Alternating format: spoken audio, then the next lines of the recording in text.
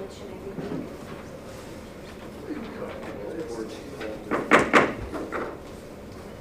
do? Meeting called to order. The time is 6 o'clock on the dot. The New Jersey Open Public Meeting Law was enacted to ensure the rights of the public to have advance notice of and to attend the meetings of public bodies at which any business affecting their interest is discussed or acted upon. In accordance with the provisions of this act, the Business Administrator Board Secretary has caused notice of this meeting to be published by having the date, time, and place thereof posted on the bulletin board of the municipal building, communicated to the Herald News, the Record, and filed with the clerk of the Borough of Hawthorne. Roll call, please. Mr. Carr? Mr. Clavijo? Here. Ms. Erentraut? Here. Dr. Morell? Here. Mr. Palouse? Here. Mr. Aisha? Here. Mr. Shortway? Here. Mr. Totaro? Here. Mrs. Scott? Here. Should I read this whole thing, or should we suspend it and read it with the public? Yeah, that's fine. Okay, I'm going to suspend the reading of the meeting regulations until after this, so that when the public is here, they will hear the parameters of how to speak. Seeing as there's nobody here.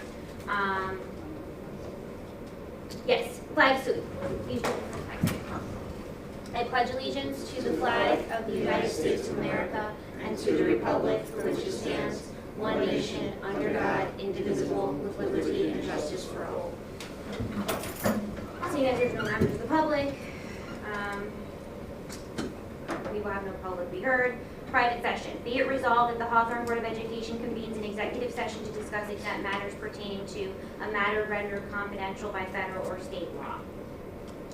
Be it further resolved that it is anticipated the executive session will be for 1 hour in duration and that public action may or may not be taken. Be it further resolved that the minutes of the executive session will be made available upon a determination by the board that the disclosure of the minutes will not detrimentally affect any right or interest of the board and the need for confidentiality no longer exists. Motion to go into private session. Motion. Second. Motioned by Mr. Palouse, seconded by Mr. Clavijo. Any discussion? Roll call, please. Mr. Shortway? Here. Mr. Totaro? Yes. Mr. Clavijo? Yes.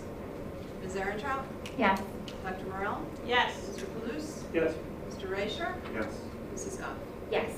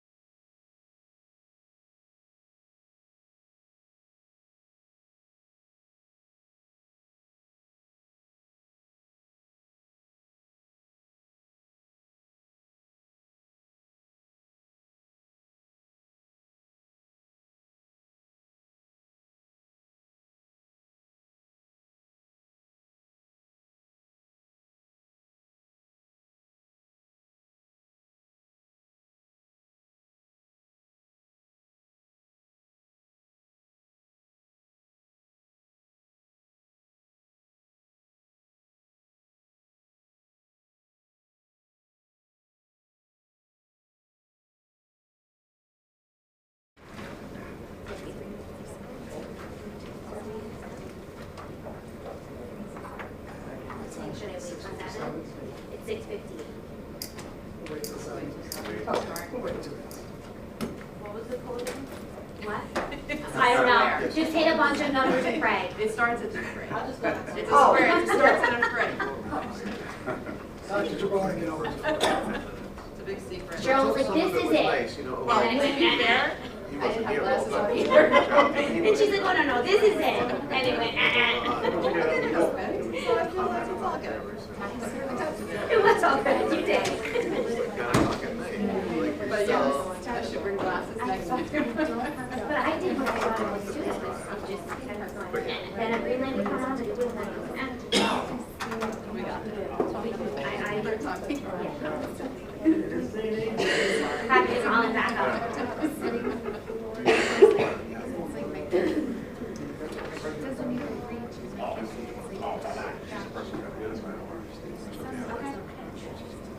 I think they broke it up, you know, like, his was shorter.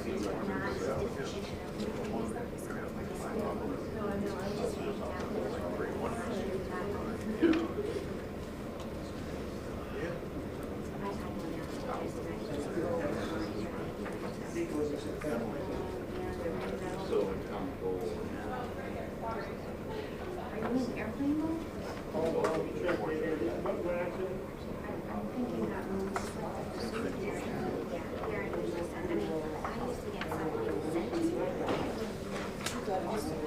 You sure? I can move. I'll move up. No, I'll go to the front.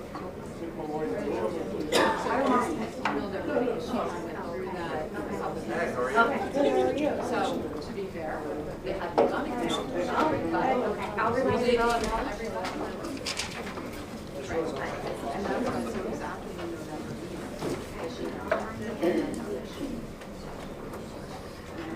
Okay, it's 7. All right. We did start the meeting, but I will go back and read the meeting regulations for the purposes of everybody hearing them. We've already done the flag salute. Meeting regulations. During each regular meeting, 2 opportunities are provided for citizens to ask questions and to make comments. During the first opportunity early on the agenda, the meeting is open to the public for the purpose of addressing items listed for approval on this agenda only. The second opportunity occurs prior to the adjournment, when citizens may address any subject matter that is pertinent to and/or directly related to the operation of the school district. Persons wishing to speak must, upon being recognized, rise, state their name, address, and subject matter. Comments and questions shall be addressed to the board president or the presiding officer and shall be limited to 5 minutes per person. The board may or may not respond to issues raised by members of the public at the time they are raised, but will provide a response if and when appropriate. The board asks that members of the public be courteous and mindful of the rights of other individuals when speaking. Please note that the board will not respond to comments regarding students or board employees in light of the privacy rights held by those individuals. Moreover, the board discourages comments about such individuals and will not be responsible for such comments. Members of the public who choose to speak during this public session should carefully consider their comments, since they can be held personally liable for any statements they make. Finally, please note that in accordance with district policy, the board will not officially comment or respond to any matter mentioned unless it can confirm that the matter has first been brought to the attention of the appropriate school personnel in an attempt to resolve the issue. So we've already done this section, okay. Public be heard agenda items only.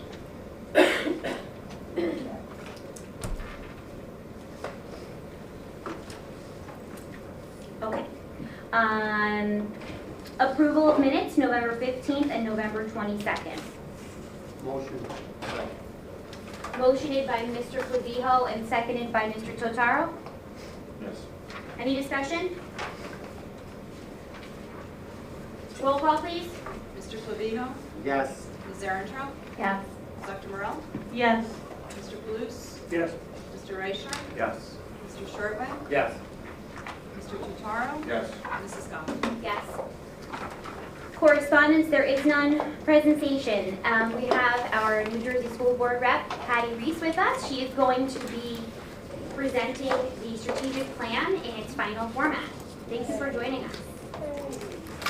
And thank you for everybody who participated in it. I see some familiar faces here. Thank you for having me. Welcome back. And thank you for allowing the New Jersey School Boards Association to facilitate your strategic plan. I saw your agenda and I see it's quite full, so I'll be brief. But I am pleased to present your strategic plan that you worked so hard on. I will, Yeah.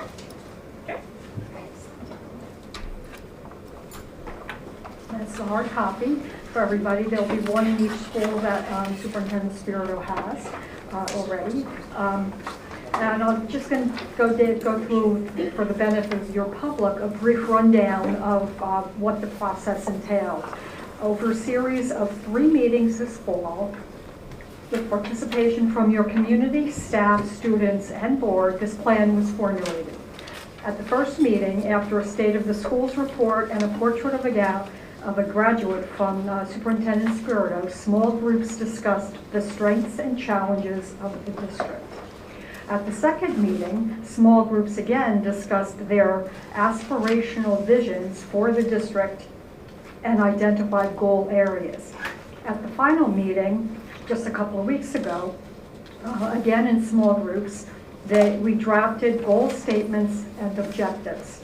And those goal statements, I'll just read the statements themselves or just go through what they are. Up to you, okay. The first goal area is student achievement and opportunities, a goal statement to develop a rigorous educational environment that challenges all students to succeed throughout and beyond the Hawthorne Public School District. Goal area 2 has to do with community commitment, and the statement reads, to cultivate a sense of belonging among all community stakeholders that foster a commitment to Hawthorne Public Schools. Goal area 3 has to do with facilities, to improve the physical environment to stimulate and inspire students and teachers. And goal area 4 it has to do with a safe environment, and to create a safe environment for all stakeholders to thrive emotionally, socially, and physically. And they're really wonderful goals, and I think the participation was just fabulous from everybody that was there.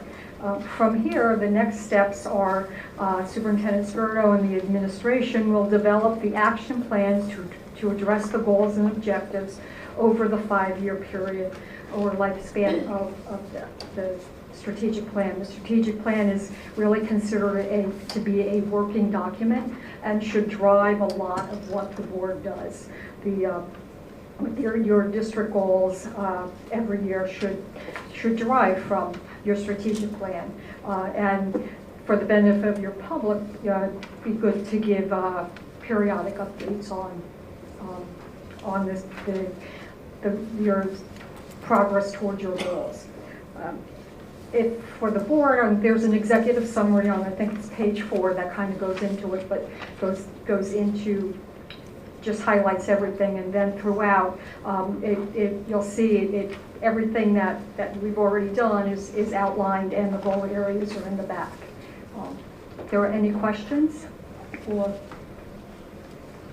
I think I would like to commend the board and the administration and your community for having the foresight to go through this, and I know you've done this before, and it really has helped, I believe, the district move forward. But it's wonderful the support you got from your stakeholders to do this process, and every meeting had about 50 people, which was really a great thing.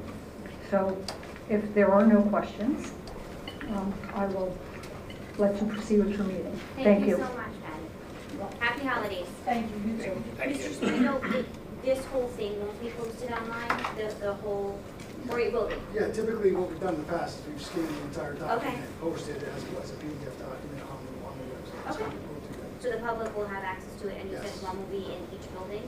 Yes, Building? she gave us binders for each Okay. school, and I will, like I said, I will scan the document and post it. Okay, great. Thank you, Patty. Reports, student council. Okay.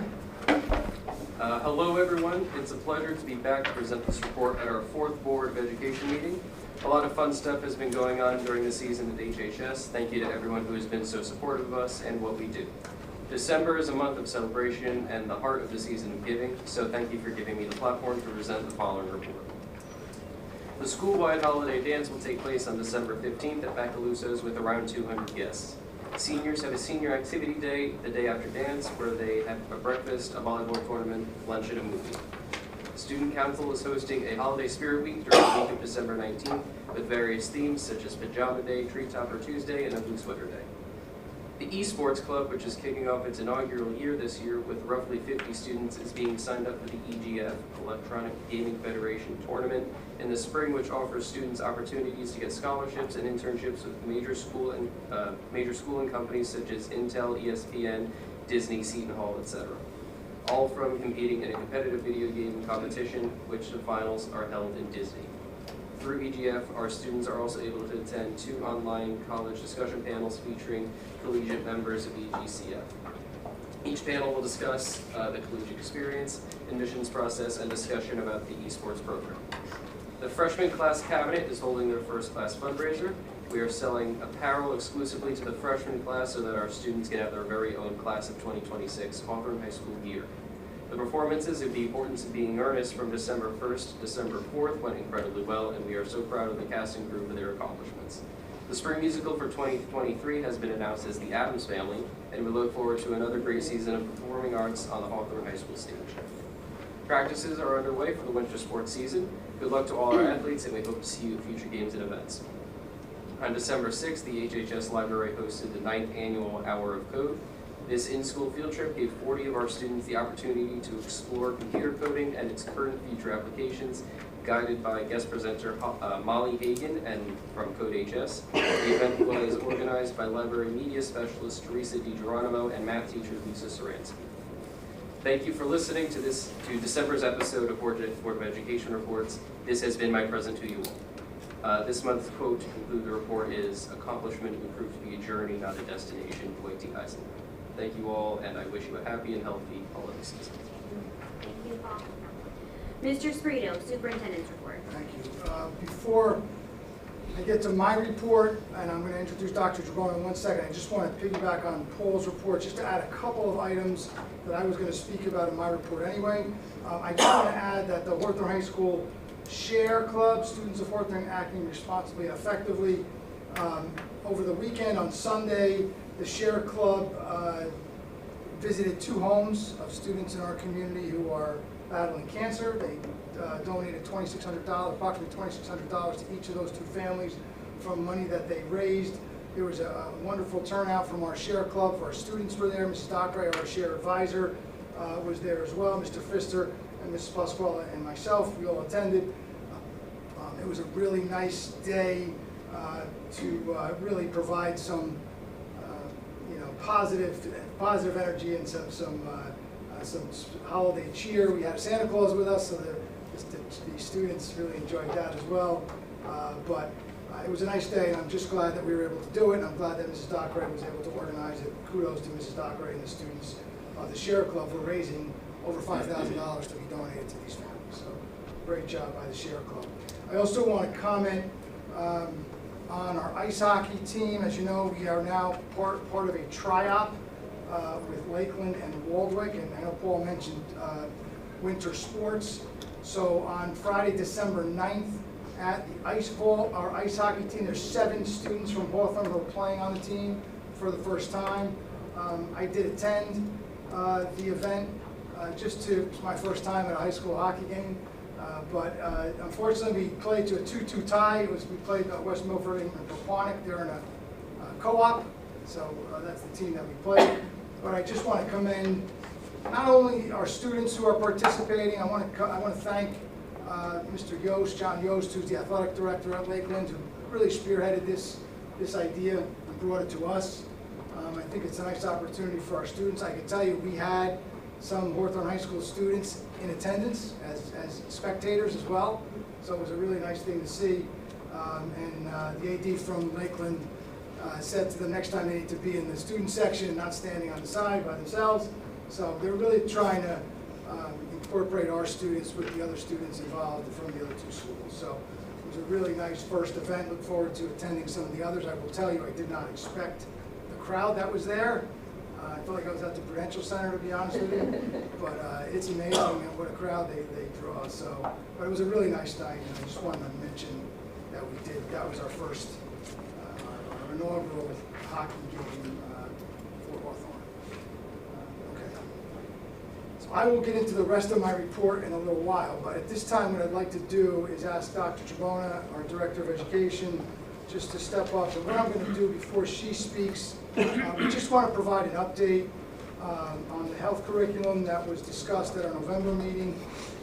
As the board is aware, there was some discussion. Some of our parents shared some comments in regard to the information that we shared as a school district related to the new standards and the new health curriculum. So I just want to, if we just take a quick look at the website, just want to reference where all the information is located and what we've added since our last meeting. We actually added most of this within about a week of that last November board meeting. So on our district homepage at the very bottom, there's a tab right at the bottom with important announcements, revised health curriculum information. If you click on that tab, it takes you to another page, and there's a list of a host of information on this page, which includes our board presentation from October of 2021. We have the standards and a comparison of the changes to the standards from 2014 to 2020. So this document actually lays out what the changes are in the new standards compared to the old. And that's available on our site. We also have a document that we call sensitive topics that Dr. Tribona put together, which lists some of the sensitive topics by grade level. It lists the standard, the lesson that is incorporated, and it does break it down by grade level. So it kind of summarizes some of the more sensitive topics that you might want to take a look at. Again, we encourage people to do that. We created what we call frequently asked questions. So as you know, we provided a link here to a Google Doc where parents or community members could provide feedback, questions, comments, concerns, and from that document, which we check regularly, we've created what's called a frequently asked question, because if things are coming up more than once, we figured we'll put together this document, which if other people have these same questions, they're already available for you. So the question along with the answer, again, is available there, and we'll continue to add to this document as comments continue to come in, comments or questions or concerns. All right, we'll continue to add that. Below that, we've added our opt-out letter in English and Spanish, as well as a Google form to opt out. And finally, we have all of our curricular links for the curriculum for every grade level, kindergarten through grade 12, for our parents or community members to view. And again, this will be available throughout the year. We'll continue to add to this page, but I just wanted to quickly go through what we've put together and where it is located on our website. And if obviously there's any questions about that, parents can contact Dr. Tribona or myself. So with that said, what I'm going to just ask Dr. Tribona to talk about, she's going to talk a little bit about the process that we went through to revise the curriculum and how we're continuing to evaluate and adjust our curriculum as we move forward. So Dr. Tribona, that's all yours. Thank you, guys. I don't really think I need the microphone. I'm never up this close to it. I'm going to step back for that because I talk loud enough. I think I want to provide some insight into the curricular process of how we go about this writing process, not only for health, but kind of all along, every summer, every year. But we're going to focus on health this year because that's the hot topic right now. Each curriculum that is designed in the district is a document that represents what students need to know and what they need to be able to do. And that's what we're required to from the state to align to New Jersey learning standards. The document then acts as a guide for teachers to plan their instruction, their assessments, and their learning activities for a high-quality instructional program. What people need to realize is that the state comes down and denotes the standards. They approve them on the state level. There's input, but that's all done in training. There's educators, there's parents, there's different stakeholders, different organizations are involved in that. It gets adopted, and then we have a timeline to review those standards and figure out how as a district we're going to implement them. even though we take a new curriculum when we're ready to implement it as a document that I bring to the board normally in August and say, can you please approve all of these curricula? These are the new ones, and these are the ones that we're redoing. I think it's important to note that a curriculum is a living document. It's not a document anymore, especially now that we're electronic, that sits in the bottom drawer of a filing cabinet and nobody looks at. It should be a living document that is constantly revised over what the state likes to call their 5-year cycle, where we're tweaking, we're figuring out what works, we're figuring out what doesn't work, we're adding resources, we're taking them away. So on the board level, they see every year we come with a list of spring curriculum writing, summer curricular writing. I think there's some right now on there for Spanish tweaks that we need to make. So this is a process that's going on all the time. What we have to realize is that in the spring of 2020, which is a blur for so many reasons that we all know of, the state came down and they passed and adopted new standards called the 2020 New Jersey Student Learning Standards in 7 areas. It was in visual and performing arts, comprehensive health and physical education, science, social studies, world languages, the old technology turned to computer science and design thinking, and then career readiness, life literacies, and key skills. So all of these documents are posted on the website, on the DOE website, with outline standards for K through 12, different grade bands, and broken down into different content, like different domain-specific areas. With that, the state gave a 2-year implementation range. They said all of these standards, all of these subject areas have until September of 2022 to have their curriculum meet these standards and be up and ready to go. So with the release of the standards, we began that process in the 2020-2021 school year. That was our hybrid school year. So we had a lot of time within our day when we had our professional learning in the Wednesdays in the afternoon, and we were doing that to start digging deep into that. In February of 2021 was the first time that I brought the idea of our new health curriculum to the C&I committee at my report meeting, saying that as we started to look through these standards, we realized that we're not in a traditional textbook. There is no more textbook really that works with it. This is after we had looked K-12, what are we doing and what has worked? So this is where we came up with the idea of a fully interactive curriculum, where we were going to come up with our resources that the teachers were going to use, and it was going to be readily available, interactive, so that it wasn't any more of open up to page 7 and go there. That was our first idea. District was on board. That was where we actually began the rating process in February 2021 for what took implementation this past September. Beginning in the spring of 2021, the health and PE teachers, 6-12 we're going to focus on for a little bit because they're subject specific, began to the process of what's called unpacking the standards. So really, when you have a new adoption of standards, the first step is to look at, we have new 2020 standards, we were teaching 2014 standards. What standards stayed the same? What standards are no longer there? And what standards are brand new that we've never taught or have shifted grade levels up, down? That process alone takes about 3 to 4 months within our time to really figure out what we're doing. So that's the first step of the process. When we did that, we then decided to say, okay, for the standards that we've already been teaching and have stayed the same, let's look at our current activities. What's working, what's not working. For our new activities or for our new standards, where are we going to go out to find these resources? Because what we normally would go to is the Envisions textbook for math or the Discovery Ed program for science. So since we were coming up with something brand new, we needed to figure out where are those resources coming from. Additionally, that process alone took about the remainder of the year. And all we were doing was mapping out kind of where we were going to go, what we were going to do, and what our plan was for the upcoming 2021-2022 school year.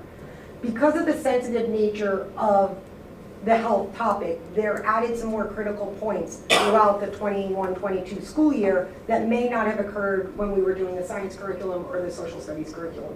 The first was, if you remember, I was in the cafeteria in the high school, and I gave you the presentation with other curricular mandates showing what happens when they need to be implemented, but also it was the first presentation of where the shift was in the standards and what that's going to start looking like in Hawthorne. So while those lessons were showing what the standard was and what we were already doing, it was setting the stage to show how each topic we choose to do, we do it in a way that we feel is appropriate for our audiences. Then in October of 2021 also, through some contact in my professional organizations of NJPSA, which is the Principal and Supervisors Association, as well as the Passaic County Curriculum Consortium that we're part of, I was referred to Judy Lobianco, who is a consultant who specializes in health and PE standards. So she was part of the adoption process for the standards in the state. She has ties to what's called SHAPE NJ, which is the Society of Health and Physical Educators of New Jersey, and she's also a consultant for FEA or NJPSA organization, and she does PD on this. So as a district, we hired her to come in for the day. She met with all of our 612 health and PE teachers at Lincoln Middle School, and what they did was they reviewed their work of unpacking the standards, and they started looking at what could this look like for implementation in the classroom. After that, in January, February-ish, I believe it was February of 2022, we had a lead teacher from the middle school and a lead teacher from the high school in health and PE. We sent them to the 3-day SHAPE NJ, which is the Society of Health and Physical Educators of New Jersey conference down in Long Branch, where their focus last year was the implementation of the new comprehensive health and PE standards. So they went to a 3-day training down there with other fellow educators and stakeholders around the state to kind of get a grasp of what resources are out there, what training is out there, what can we bring back to the district, and how can we really get this like steamrolled to get this going, since we're now about 9 months away from implementation. As they came back, they turnkeyed the information at department meetings, some of our professional time, and between February and May, what we would do is we would do a lot of release time where we started mapping out where are we going to go. We had to come up with a framework. So we know our standards, we know that we are coming up with our resources, we now have a pot of resources to go from that we got from the state, from the different organizations, and now we're starting to put a framework together. That framework was giving us both vertical articulation, so we made sure what's age appropriate in 6th, 7th, 8th grade, and we're linking it vertically, but we also want to make sure that we have some consistency when we're working with the lower grades. I'm going to kind of weave in K-5 right now, that we're working the same across the schools. This was, what it did was it established a lot of coherence for us, and it gave us that blueprint of what we would need to start writing.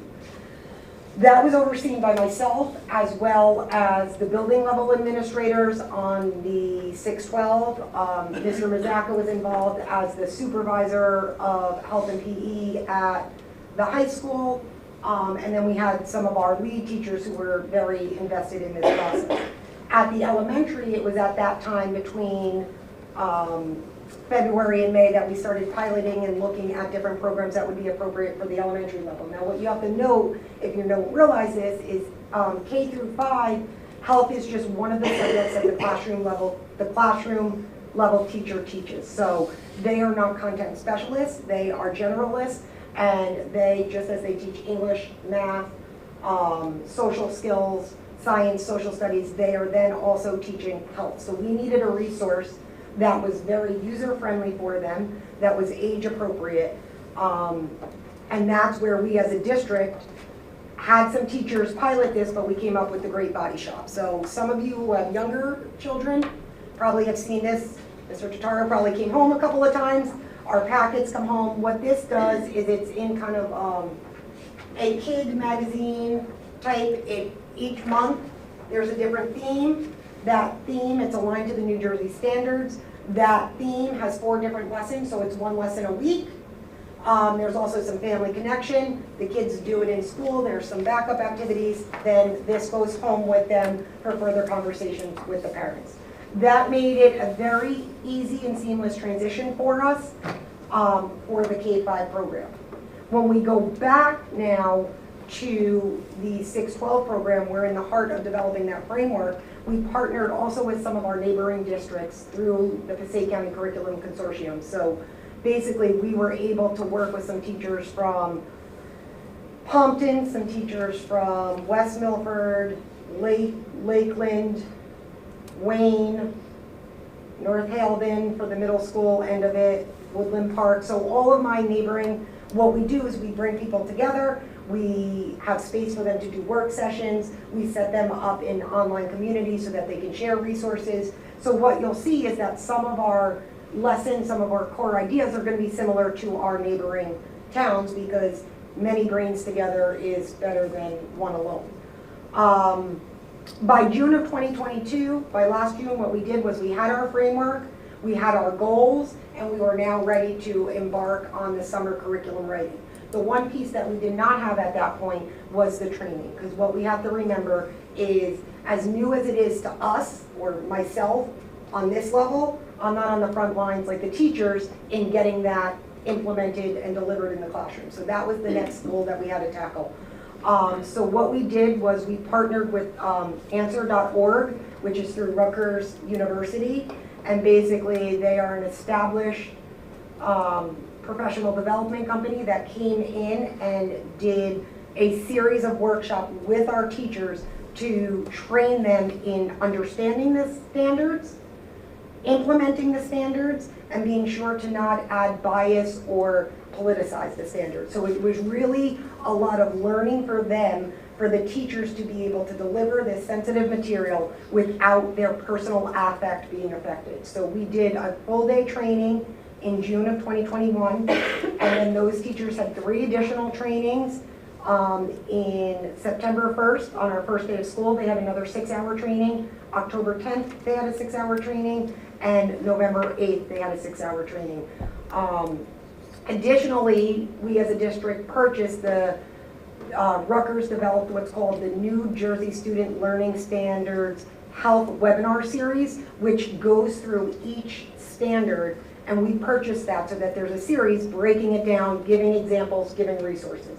So we now felt that we had all the pieces ready to put these to paper. So during the summer of 2022, teachers wrote and finalized the curriculum document, and what they were adding at that point were your learning objectives, the assessments, they were making it interactive, and they were coming from the pool of resources that we have spent now a year gathering and kind of aligning them and saying, okay, if you look in some of these documents, you see we have these core lessons. So what they were doing, where they were taking that and now aligning to core lessons, mapping out days, and really making this kind of a walk-away curriculum, which is new, because if you look at some of our other curriculum, they're more of a guidebook or a map, where this one is our first full-blown interactive, all-inclusive one. At the start of the school years, our teachers are now putting this into place, but what we have to realize is this is the time now that we're evaluating it. So we can't evaluate it until we do it once. So as we're going through it, we are literally, what's working, what's not working, what's sparking questions, what's not sparking questions, what maybe sounded or looked like a great idea, really didn't execute that way. You know, you think you're executing a lesson. I was in the classroom for a lot of years ago. But what you realize is you go to execute a lesson and you think it's going to be great because you have the guide to execute it, and it's not. It's whether the questions that are coming at you are wrong, it's whether the kids are just missing a mark on it, it's over their head, it's under their head, it's too baby. That's what we're going through now. We're going through the growing pains of a brand new curriculum. And this is why the state does it in a 5-year cycle, because what we'll do now is we'll tweak, we'll fix, we'll remove, we'll add, and next year should be a little better. And then again, you're going to find pitfalls, you're going to find what works and what doesn't work. But we're going to constantly be identifying our areas of need of revision, identifying our successes and our best practices. What's great, what's not great. What people, like that was a really detailed version of what we do. That's done in every subject area alone. So what you may not realize is that between the spring of 2020 when those were released to this past September, we did that for every visual and performing arts course in our district, this similar process. not as detailed with the training because we didn't need as much training. We did it with K-12 social studies, K-12 science plus all the electives, and all of our world languages courses, K-12. Additionally, what we had to look at is all of our electives that hit the old technology standards and how we were going to embed the life literacy standards within all of these. The state is now in the process of just adopting more new standards. Those are for mathematics and ELA. So we are on the journey now to begin that process for 2024 implementation. So 2022 standards are going to be released soon, if I'm correct, Dr. Merrill, right? Fall 2024. Yeah, so right now the word on the street is they're ready to go. We're waiting to see the final product, and it's going to be a fall of 2022. So we've already started committee work. We've gotten our committee for language arts, K-12. We're going to be doing a new program. Math, our program is, we just bought our program, so we will take our program and see how it meets with the new standards. But this is something that we're doing constantly. So I really felt, or we really felt, it was important for you to understand like the start to finish process, because you really only see the end when you're approving.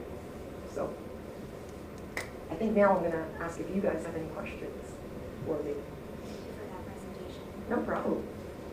I didn't have any clickies, sorry. No pizzazz tonight. Yeah. Dr. Tribona, thank you for the presentation, for the detail of it. I think it sheds light on how complex the process was. And I think that's something that we all can appreciate, is that this is in addition to what the district is already doing, right? I mean, so it's a machine, it's a $50 million machine that's in the process and has so many different moving parts. And this was on top of the referendum work and the, you know, and the issues with COVID and all that. So I think that helps us appreciate that this was added on to, you know, almost a power that we've been dealing with. The question that I had for you, the community, the audience, we're getting their feedback as to how we're rolling it along.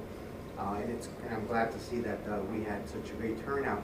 My question to you would be, what's the best way to get their feedback, the parents, right, our feedback, the community feedback, so as to tweak it? So many people have been emailing me directly, which was on some of the letters, or through the form. So the form has come in, we had 20 questions there, and I document and I check that form, it stays open in my computer, both the opt-out form and the question form every day, the results, so I see when a new question comes in.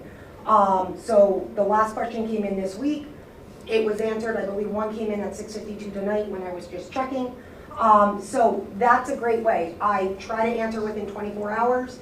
I've invited people to come in. So a couple of times we go, like, I have like a dialogue with some parents, and I've offered them to come in. I will be happy to sit with anybody. I've sat with parents on other curriculum issues. Sometimes it's easier when you're sitting face to face and we're looking at things. They can call me.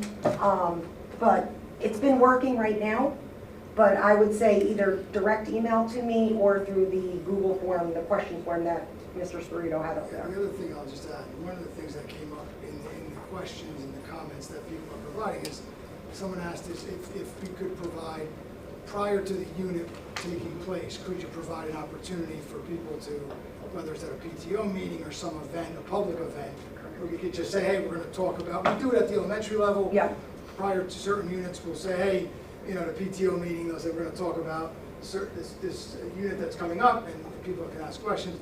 So that's something we're going to talk to the administrators about. Maybe we can provide that opportunity for, you know, certain, when the unit is actually going to take place during the year. Yeah. That might be another opportunity that actually came up out of the Questions. question and comment.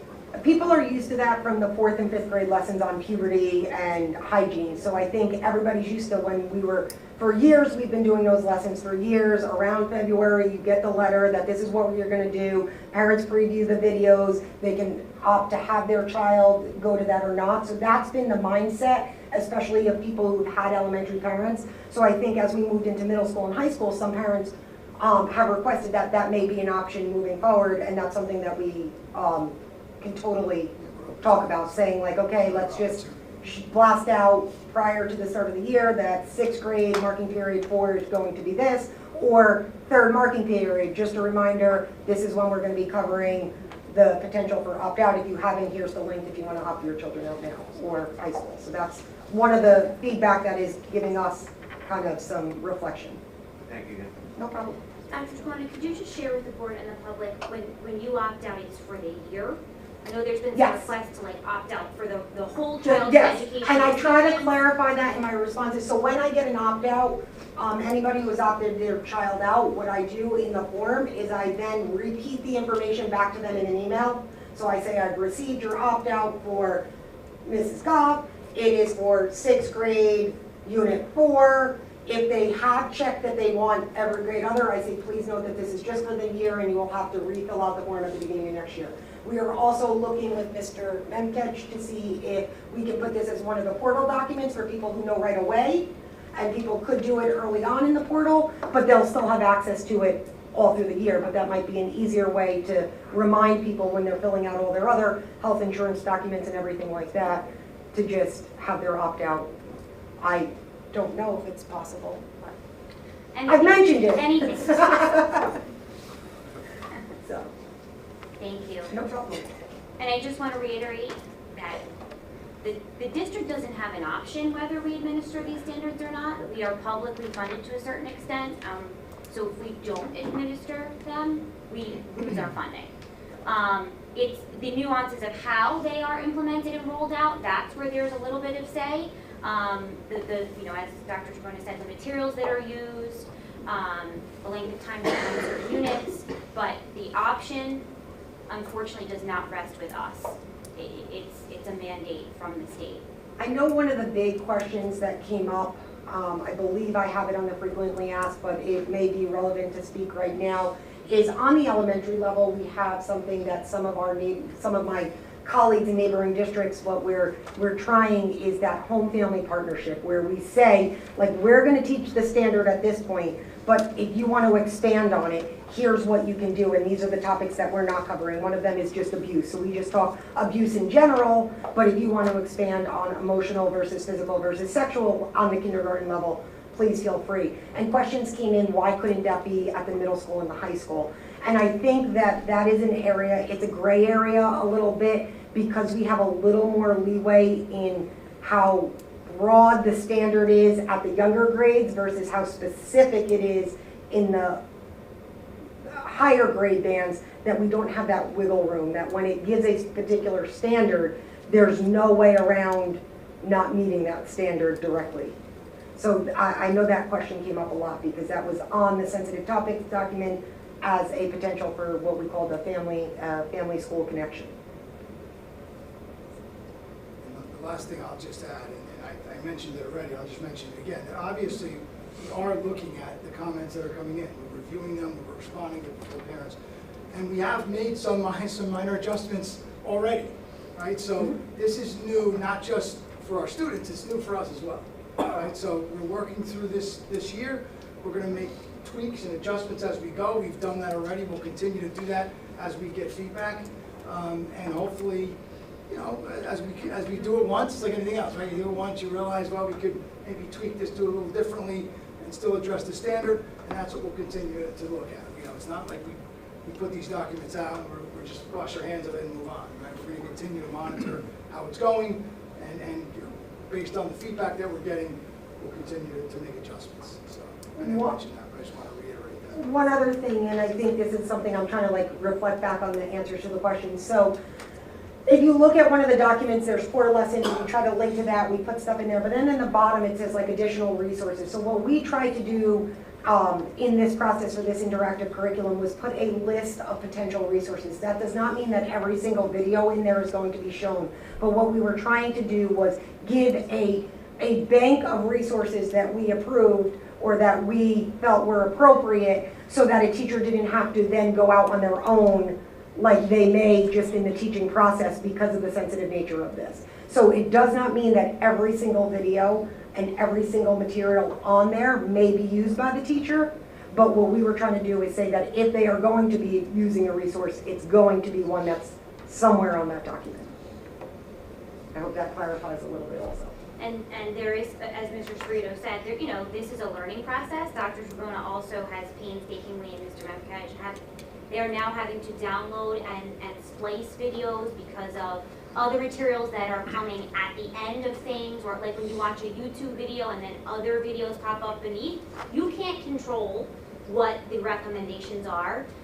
So now that's something that they learned, and they are retroactively trying to keep that from happening, that not recommended sources are inadvertently being put out there. So we're trying to clip it so it's just educational content and there is no promotion of any outside organizations, which again came to us after some parent feedback that said, when you watch this video, please see the end. It says for more information, go to X, Y, and Z. That was not our intention of that. So now Mr. Memkaj and I figured out that we are slowly taking these videos, using WE Video and clipping them and then re-uploading them to the resource folder. That's just going to take time, but little by little we're going through them to make sure, because then the teacher has the ability to post it to a Google Classroom if they need be, and we don't worry about any outside kind of promotion going on, or I don't know if that's the right word. Right, but that was an unforeseen obstacle that people didn't anticipate. That came through a parent question, and when I actually went through and like I was going through the video to answer the parent's question, and then in a comment back it referred to the end, and the parent was completely correct that we did not want that portion of it to be shown. So we're learning. Thank you, Dr. No problem. And thank you to the community, as Mr. Cerrito and Mr. Clavino have said, you know, this is the absolute correct avenue to come and share your thoughts. Social media is not the correct avenue and often results in a lot of misinformation getting out there, and you know, have been so many proactive comments made, and we are so appreciative. We're normally lonely up here, but we're very appreciative to have the company and the respectful commentary. You know, again, unforeseen things happen. There's no way to know until we roll it out. But thank you, Dr. Corona, and thank you to everyone who has brought things to the attention of the administration. Mr. Cerrito, are you ready for your report? I am. So I'm going to jump right from that to another area that I know, another area of concern that I want to address, and I apologize in advance. This is a little bit in depth and a little long, but I just want to share all that's happening. So I'm aware that there's been some concerns about, specifically about Lincoln Middle School and the behaviors of some of our students in the middle school, not only in school, but in the community as well. So I just want to take a few minutes and share some of the steps that the district is currently taking and some of the things that we're working toward going forward. So first, I just want to add that many of you probably know that we've always had one security guard at the middle school. We've added a second full-time security guard at the middle school to assist with oversight in our hallways, our lunchroom, playground, bathrooms, those kinds of things. This security guard will remain there for the foreseeable future. And again, just provide some additional oversight and supervision throughout the school, throughout the day. So that's already in place. That happened right after, I believe right after Thanksgiving. And again, will remain there for the foreseeable future. We have many cameras. Just about all of our stairwells and hallways have cameras at the middle school. Internally, we've actually are in the process of adding some additional cameras in some areas that don't have the full coverage that we really wanted. So we did a little an analysis over the past couple of months, and we're in the process right now of adding some additional cameras in particular areas of Lincoln Middle School, just to ensure that we have supervision and the ability to monitor those areas throughout the day, and to be able to go back to the camera to address any incidents that may have occurred. We have recently, I know Mrs. Goff mentioned that last night at the PTO meeting, Mrs. Dever discussed the revisions to the Lincoln Middle School Student Parent Handbook. So basically what we've done with that handbook is the handbook previously didn't have very specific consequences. It was more general in terms of how we handle discipline at the middle school. And what we've decided to do was mimic more of what the high school handbook looks like and take and provide some more detail within that student parent handbook. There are some, in most cases, it's not different than what we were doing, but it just clarified it and it put it in writing. There are some areas that we added or adjusted, and in some cases provided a little more stringent consequences for inappropriate behavior that occurs at the school. I know that Mrs. Dever provided an update on the PTO meeting last night. It will be sent to all of our parents. I know she's been mentioning it in previous weekly reports that it was coming. And this week, in this week's weekly report, you will get a copy. All parents will get a copy of that updated handbook. It will be shared through the weekly report. They will also be sharing it with students throughout the week. They do it as part of weekly announcement, and they do it as part of something called Den Days, which I'm going to explain in just a second. So let me actually jump right into that. So one of the things we've added this year, which is new to Lincoln Middle School, is something called Den Days. And what those days are 1 day a month, students meet with a teacher. There are about 40 teachers that are involved, and there's small groups of students, mixed grade levels. So 6th, 7th, and 8th graders are together in these dens, and they are with a teacher, and in those Den Days, they talk about topics such as kindness, respect, cooperation, generosity, responsibility, honesty, perseverance, integrity, empathy, positivity.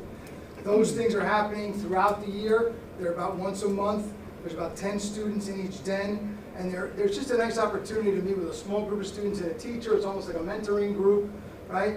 But it also gives our 6th graders an opportunity to engage with our 7th and 8th graders, and vice versa, right? Our older students to engage with our younger students. So those are happening, and that's where I could tell you they're going to be doing a lot of this, a lot of these discussions around those topics and related to our updated handbook. Also this year, we've added, actually at the end of last year, we added a second guidance counselor, and that remains at the middle school.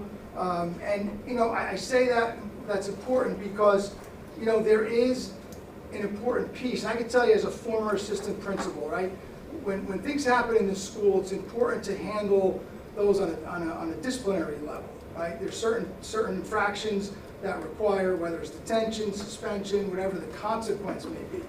But I also can tell you that there has to be an educational piece, or a piece where, and I'm going to use an example of students who are in a conflict, right? They're fighting, they're arguing, they're not getting along. Depending on what happens, there may be a disciplinary piece to something that may happen in the school. But there also has to be that guidance piece, and an educational piece, where you sit with those students and try to patch that relationship, or come to an agreement that, you know what, we're no longer going to be friends, and that's okay, but we're going to respect one another, right? That has to be part of the process, because if we only handle the discipline side of it, that doesn't address the issue, and it doesn't prevent future things from happening. So I think it has to go hand in hand, and that's why we felt that second guidance counselor was important, and that continues at the middle school. We have 2 counselors there, and they will assist. We also have our West Bergen counselor at the middle school to assist with more serious matters, but that's a 3rd person in our building that can assist with these kinds of things. Okay. The other thing I want to say is there's been some concerns about not only students within the building, but outside of the building, right? In the community, whether it be in the library, in the movie theater, and things that are happening in our community. And what I can share, I can't share a whole lot, but what I can share is that Mr. Clavijo and I are currently sitting on a committee that includes not only the mayor and the councilman, it includes our Boys and Girls Club, Mr. Bertolo from our Boys and Girls Club, it includes members of the Hawthorne Police Department, and Mr. Pasquale, the head of the Board of Recreation. And we are all working together in collaboration to support our students outside of school. What can we do to engage these students to avoid any issues happening outside of Lincoln Middle School? And whether it be, again, in the library, in the movie theater, just in town, whatever the case may be. I can tell you we've only had 1 meeting at this point, so there's really not much to share publicly. But what I can tell you is that that's one of many meetings that I'm sure will occur in the coming months. And I felt we had a really good dialogue at that meeting, some good suggestions, good ideas. I can tell you at the middle school, some of the things that we're doing that are new to try to engage students after school. I can tell you previous years we've had about 5 after-school clubs. Currently we have 13 after-school clubs. Includes things like chess, coding, gaming, kindness club, STEM, social studies, science, crafting, yearbook club, drama, wellness, jazz band, and escape room clubs. So we have all those clubs currently running throughout the year. They don't all run concurrently necessarily. but they're going to be running at some point throughout the year. It's communicated as part of the morning announcements, and students are made aware of the ones that exist. And the beauty is we have opportunities to add future clubs if that's something that the students show interest in. Certain areas we can add future clubs. The other thing we offer are 7 interscholastic sports, 2 in the fall, 3 in the winter, and 2 in the spring, as well as student council and intramural opportunities throughout the year. Okay, so those are some of the things that we're doing at the school level to try to engage our students after school, and I've shared that with this townwide committee, and we're going to talk about other things that we can do as well. Some of the other things that are currently happening at the middle school that are new this year, one is called No Place for Hate. And this is the district has partnered with the Anti-Defamation League for this program called No Place for Hate. It's a middle school and high school program. And part of this is we will have committees at each school, which includes parents, students, staff members that will meet and come up with activities that will take place throughout the year. This committee is an opportunity to ensure that all stakeholders at our schools, middle school and high school, are part of a team that will lead efforts to promote respect, understanding, and inclusion for all. The high school held its first committee meeting last week, and I believe Lincoln had their first meeting today. Lincoln Middle School had their first committee meeting today. So that's just another piece of what we're trying to do to support our students and create a better environment at Lincoln Middle School. Another program that we've added this year is something called Heroes and Cool Kids. And I've shared this with the board previously, but I wanted to share it again. This is also a new initiative this year, and what this initiative does is it engages, it provides an opportunity for our high school students to engage with our 6th graders at Lincoln Middle School. So we have about 40 students at the high school who've signed up for Heroes and Cool Kids, and basically what they do is they go to training at Bergen Community College through the Heroes and Cool Kids program, and they learn about different things: building character, courage, perseverance, working with our teens and our preteens, and they are provided training. Our high school students, we have staff obviously who supervise this as well, and then they go down to our middle school and meet with our 6th graders and turnkey the training that they were provided to our 6th graders at the middle school. So that first meeting took place, I think it was December 9th, so about a week or so ago, at the middle school, and we'll have future meetings that will take place throughout the year.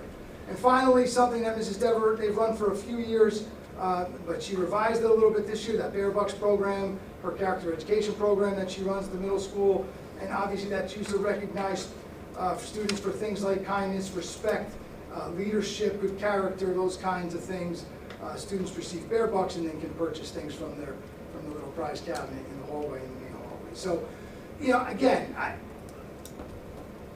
I understand, I'll speak for myself. I, as the superintendent, understand that there are concerns about some of the things that are happening at the middle school. I can tell you, I've been over there, I've walked the halls, I've talked to our, I check in with our security guards and our administration pretty regularly lately. I'm not going to sit here and tell you that there aren't things that are happening that we wish weren't, right? There are certain students that are engaging in certain behavior that's inappropriate, but I can promise you that those incidents are being addressed. Obviously, we can't announce those things to the world, what we're doing in terms of disciplining students, right? But I can tell you that everything that is happening is being addressed. I'm going to be honest with you, we are drawing a line with some of our students, and we're really going to be coming down hard on some of these students who continue to engage in this behavior. We're not going to tolerate it moving forward, and that's been made very clear, and will continue to be made clear in the coming weeks as we roll out this new handbook and we begin to talk about some of the changes in that handbook and how it's going to impact our students at the middle school. So I just want you to know that we're aware of this. Again, we've had feedback. I've gotten feedback from parents. We're aware of it. We're addressing it. We're working to improve the conditions in Lincoln Middle School every single day. It's not something that we're ignoring. I promise you we're working real hard to make that, to ensure that those things aren't happening going forward. I'm not going to sit here and tell you that we're going to eliminate it completely. I mean, these are kids. They're going to make mistakes. They're going to do things that they shouldn't, right? It's a learning experience for kids, but our job is to make that the safest, a safe environment for all of our students. All of our students. I understand that. I have kids too. I have a nephew who's currently in the middle school. I have My niece and nephews are at the elementary school, will be in that school in a couple of years, so I get it, I'm invested in it. I promise you that we're working to address it. I just want to share that, it's really important that people know that. Okay, with that said, I have a couple other things, and I apologize for going so long. On a positive note, right, let's talk about some of the positive things that are happening. Number one, our 2022-2023 Governor Educators of the Year and our Educational Services Professionals of the Year. You may have seen on social media that we had an opportunity. It's one of my favorite days of the year to go around and recognize some of the outstanding people in our school district. And I just want to mention their names. We're going to publicly recognize them at a meeting later in the school year, down in May. We'll invite them to a meeting and we'll publicly recognize them for their efforts with our students. But I just want to read their names quickly and just mention who they are. So we have at Jefferson School, Irene Getter is our Teacher of the Year, and our Educational Services Professional is Jessica Tamarchio, our Guidance Counselor, who is actually at Lincoln now, at Roosevelt now, but was at Jefferson previously. Evelina Maxwell is our Teacher of the Year at Roosevelt School, and Nicole Matano, our Educational Services Professional at Roosevelt School. Diane Heffernan, our Teacher of the Year at Washington School. Carol Denise, our Teacher of the Year at Lincoln Middle School. And Amy Ngunza, our Educational Services Professional at Lincoln Middle School. And finally, Cynthia Dockeray, our Teacher of the Year at Hawthorne High School. So I just want to congratulate all of those teachers and ed services professionals for all that they do for our students throughout the year. Again, it's one of my favorite days of the year to be able to go around and recognize these people. We don't do it enough, and I love the opportunity to be able to do that. I know they get very nervous because when I walk in with the administration of the building, the school, and Dr. Zabona, they all go, "Oh no, what's the matter?" But it's just great when you see their reaction. So it's wonderful to be able to do that. Two other quick things. I want to just mention that each year the VFW, we participate in something called the Patriots Pen Essay Contest and the Voice of Democracy. So there are students at the middle school and high school who participate in this. This is through Carol Denise, who's one of our Teachers of the Year. She runs this program. So the VFW notified us the following Lincoln Middle School students and Hawthorne High School students placed in the Patriots Pen Essay Contest and the Voice of Democracy. So the Patriots Pen Essay Contest, this year's theme was My Pledge to Our Veterans. So at Lincoln Middle School, first place is Emma Ola. Second place is Maya Santana. Third place is Riley Reed. Honorable mention is Berkeley Pace and Natasha Fortenberry at Lincoln Middle School. At the high school, we have what's called the Voice of Democracy Essay and Audio Contest, and these students write essays and then record their essays. And again, the theme was why is Veterans Day important? And first place was Jordan Soma, congratulations, and second place Emily Backer. So I just want to recognize those students for being recognized in that program. Congratulations. I do want to comment, Paul mentioned about the fall production and the importance of being earnest. I did attend. I'm always so impressed with those students that they can memorize all that dialogue and just recite it. And I don't know how they do it, to be honest with you, but it's amazing what they do, and I give them a ton of credit for getting up there and doing it. And they have multiple shows, so I'm sure by Sunday their voices are shot. But I just, I want to commend our entire drama program at the high school as well as the students who participated. Great job. I already mentioned our hockey team, so I'll pass on that. And in closing, as Paul did, I just want to wish everyone happy holidays and a very happy and healthy new year. I hope you have an opportunity to spend it with your family and friends. And that concludes my report. Luckily you brought water for yourself. Yes. Thank you, Mr. Sbrito. I want to piggyback off of your commentary on share. So I know that Ms. Erin Trout frequently shares her share perspective from the alumni end. My son recently joined share and did go join his fellow classmates this weekend. And I just think that speaks further to Hawthorne not necessarily being a place, but a feeling. And that community vibe is really something that is quite special. The middle school actually, my daughter's on the student council there, and the day before Thanksgiving break, they took food and brought it to 5 different homes as well. So they collected and did something that was lovely as well. So I love to highlight those things because honestly, it's what makes Hawthorne so special. Curriculum and instruction, Mr. Reicher. Thank you, Madam Your last one, buddy. This is it. See the whole crowd. Yeah, they all came for you. They all came for you. Not really.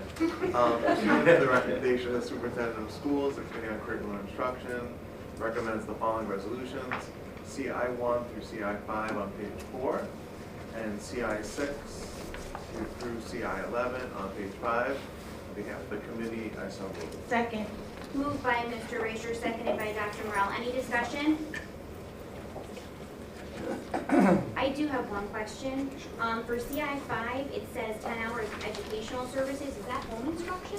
The student who is at high focus. Okay. It's the educational component of that program. Any other discussion? Roll call, please. Mr. Clavijo? Yes. Ms. Erentrop? Yes. Dr. Morel? Yes. Mr. Kalous? Yes. Mr. Raisher? Yes. Mr. Shortway? Yes. Mr. Totaro? Yes. Mrs. Scott? Yes. Personnel, Ms. Aaron. Thank you, President. The following resolutions are pursuant to the recommendation of the Superintendent of Schools. P1 through P3 on page 5. P4 through P16 on page 6. And P17 through P19 on page 7.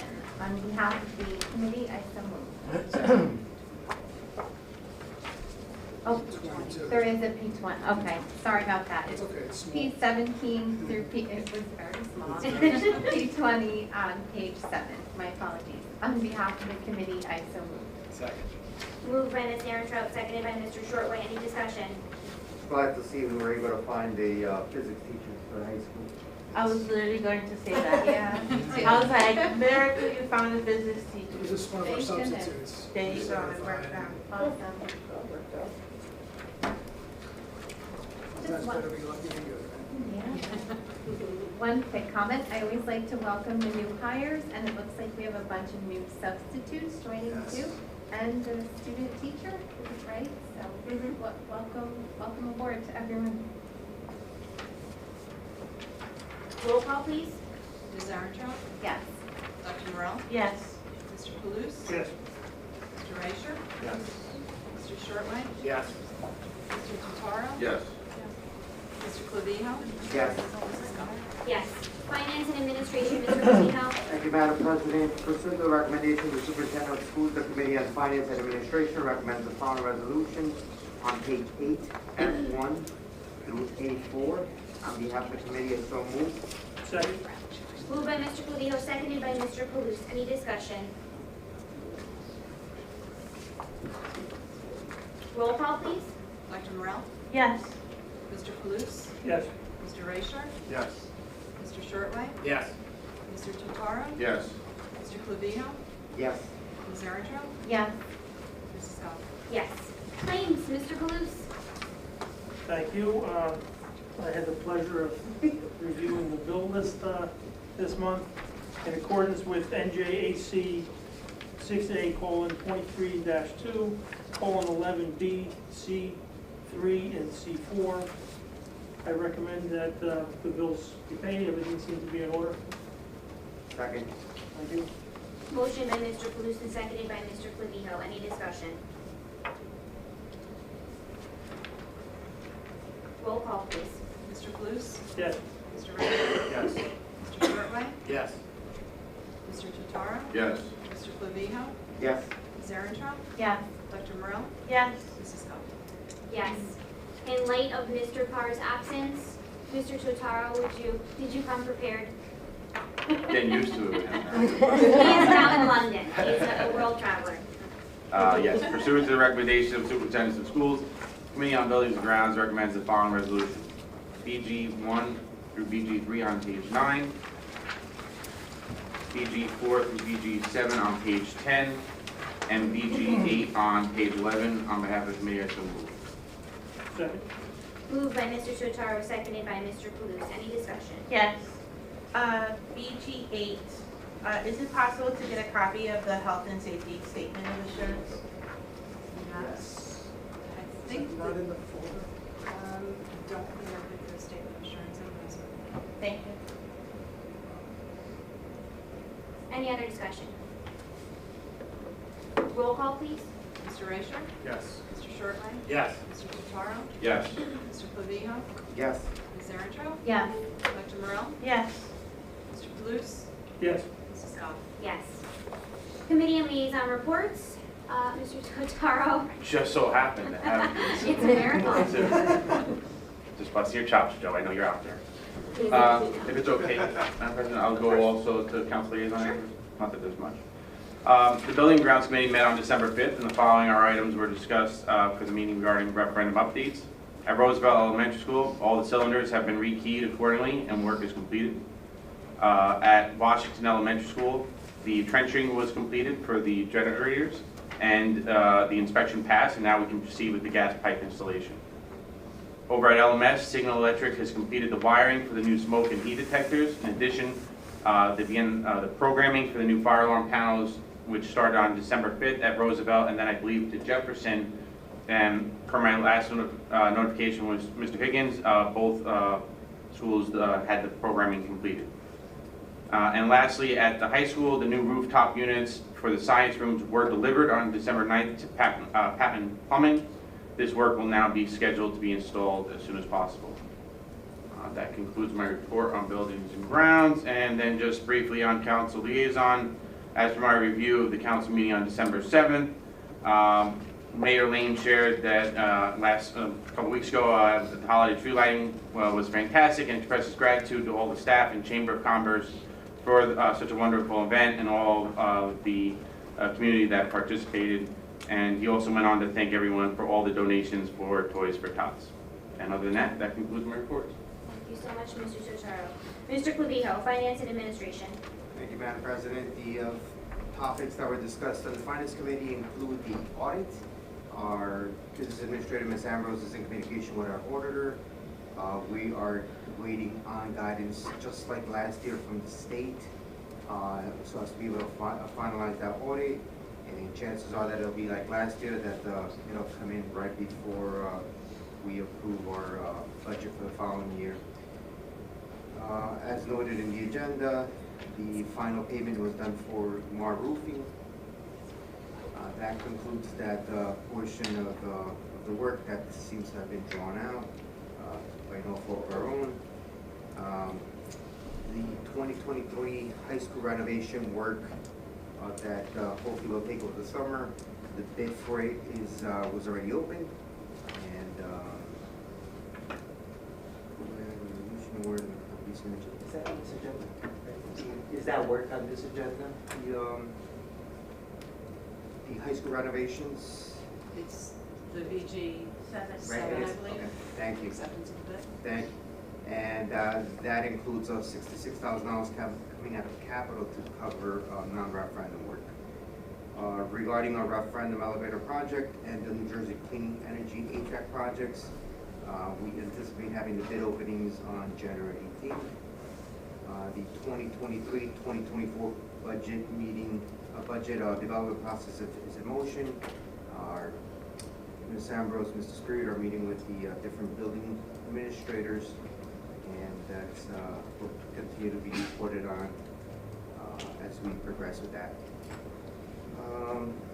And last but not least, again, related to that budget, once we have a clear idea of what that budget's going to look like for us, priorities as far as added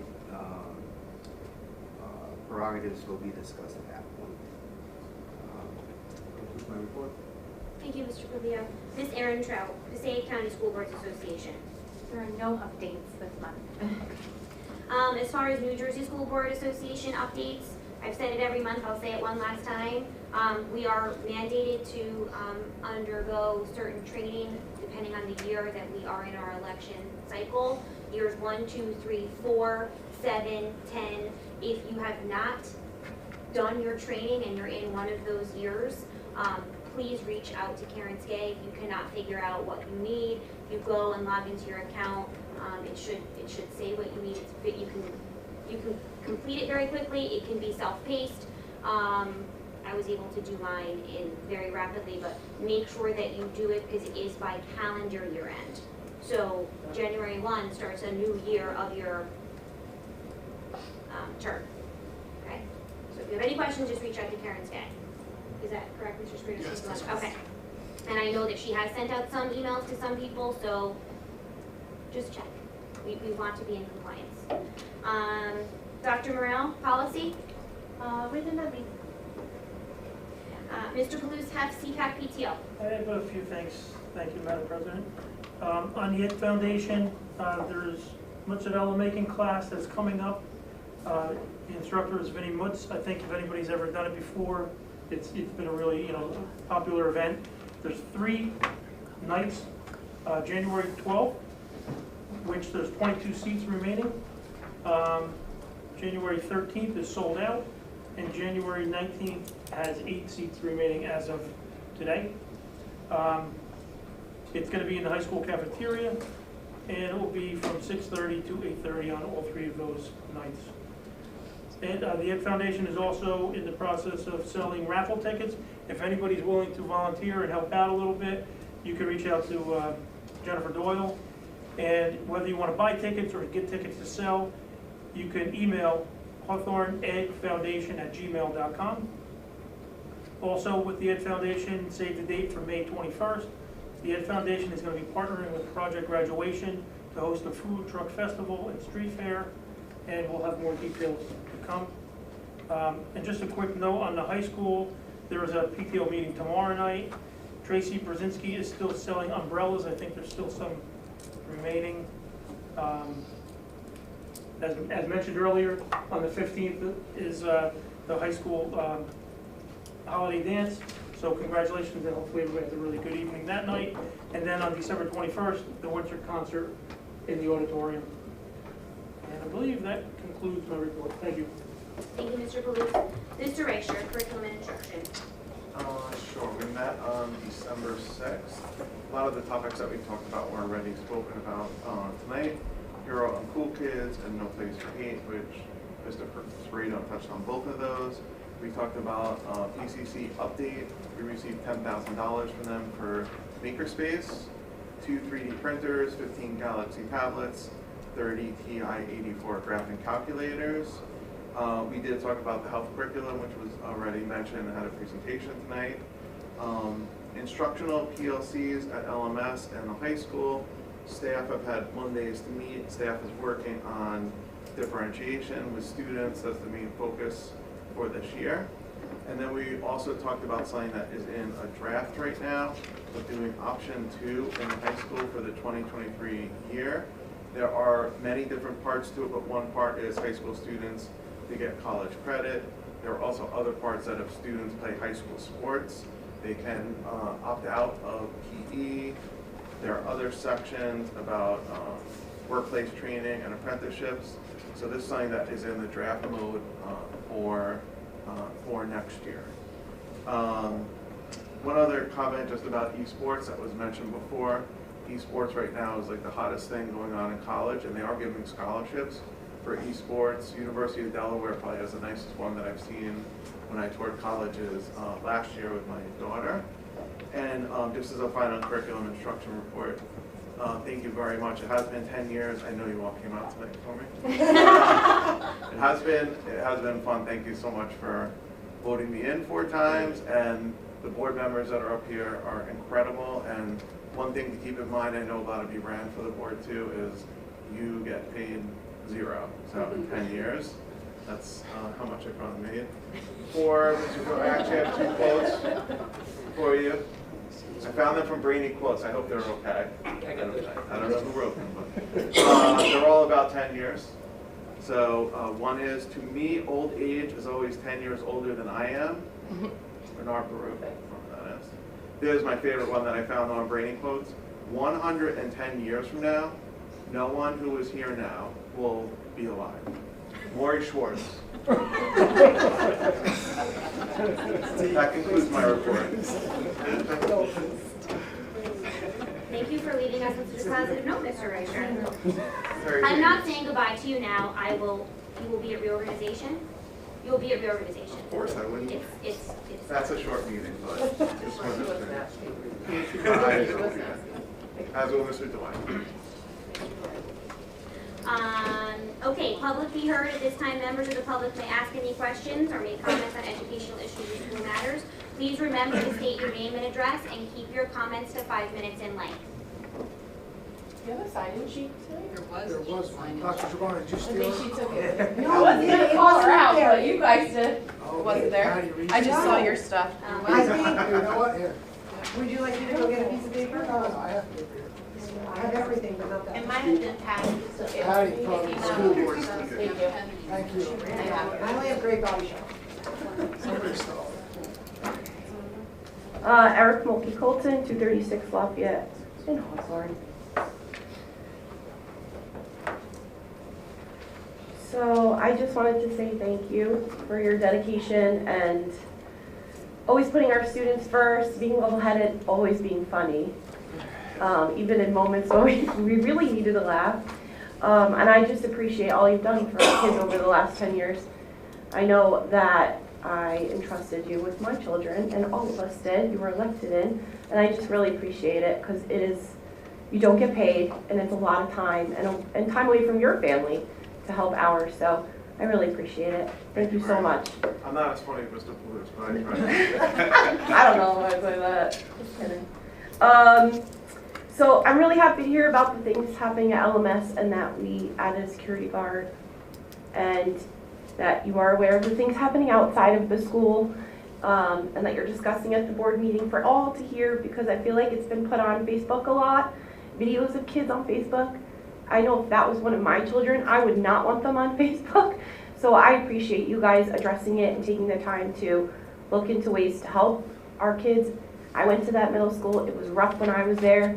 I think that age is tough, hormonal, and you put them all in one school, and you know, plus COVID doesn't help. So I know that we're also doing like a positive behavioral support system with our bear bucks. I know it changed recently, so that's right. The den time is wonderful. I think that is going to help bridge the gap because I feel like the kids are really separate right now. So bringing them together is amazing to just have time to talk and socialize really as well. One thing that we did and then changed and then kind of went back to was like no water bottles. And I know that flipping is annoying. I think we brought it back before COVID. I could be wrong, but now it's gone again. So like, I know for my son at the middle school, he wasn't there the last 2 years. So he only knows the middle school, because of COVID, as being able to have water. And then we put in these nice water fountains, and now they can't use them. So I think that's an issue with the heat, how hot it is in our schools. Not in the summer, it's hot in the summer, but I mean now in the winter with the heat blasting. They should be able to be responsible to drink water, and if they can't, then they should lose that responsibility personally. Then they shouldn't have that privilege, I should say, sorry. Instead of taking away from everyone, they should earn it. Another thing is they're not allowed to have backpacks. That's been a long time. But yet they don't have time to go to lockers. And also, during that time, they're unsupervised. So a lot of things are happening during that time where they have 3 minutes to go from class to class. I know there's teachers standing outside their door to keep an eye on them, but that's from what I've heard, and I always have a lot of middle schoolers at my house, unfortunately, that's like when the pushing's happening or the name calling or bullying, whatever. So maybe either giving them backpacks and saying you can go at lunchtime or whatever. Bathroom time's been kind of taken away. I just feel like we're taking a lot away. Like we're giving them a lot as far as social and emotional health and all these extracurricular activities and clubs, and I love that. But we're also taking a lot away. And if you treat them like they can't control themselves and you know, be mature, they're going to live up to how we treat them is how I feel. So maybe giving some of those privileges and seeing how it goes. Listen, I'm not a principal, but it would be nice. Or having them earn it, you know, but to have a sign-out sheet in your folder and this documents when I went to the bathroom, I think I would feel uncomfortable being like, well, I just went to the bathroom 2 periods ago, but I need to go again. Like, it's weird. You know, I don't want someone to track when I use the restroom. I understand why it's being done, but I also think for the kids who aren't in the principal's office, who aren't getting in trouble, and are on the shyer side, whatever the reason, it's uncomfortable to go to your teacher and say, yeah, I know I went 2 periods ago, but I have to go again. So that's just my thoughts. Thank you very much. Thank you, Erica.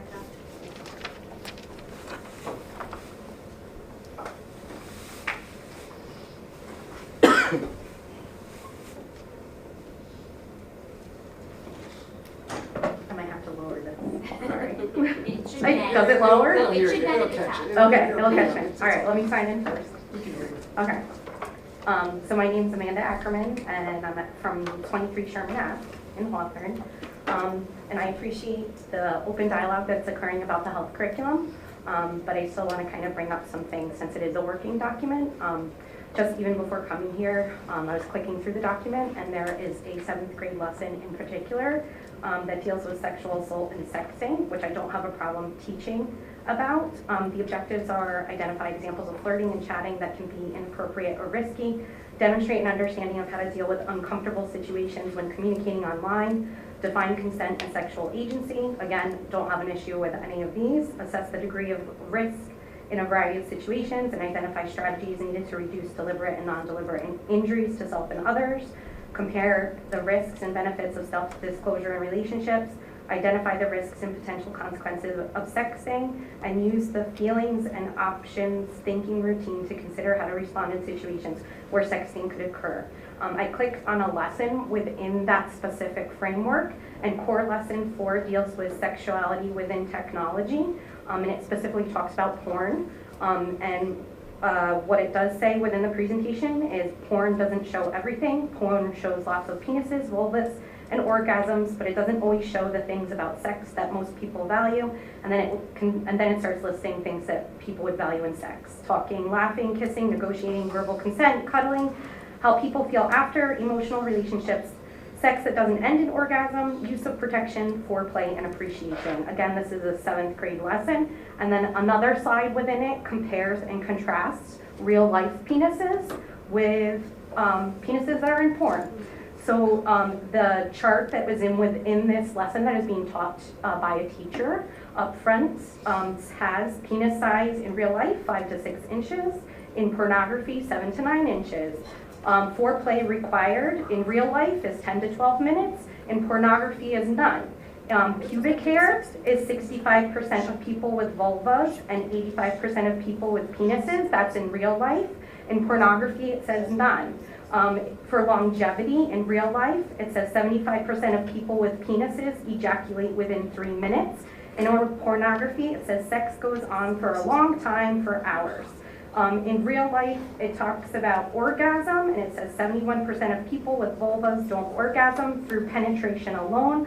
Other stimulation is needed, and people with penises don't always orgasm. And then in real life also, sex doesn't always end in orgasm for one or both partners. And then in pornography, it says people with vulvas always orgasm and through penetration alone, and people with penises always orgasm and orgasm at the same time.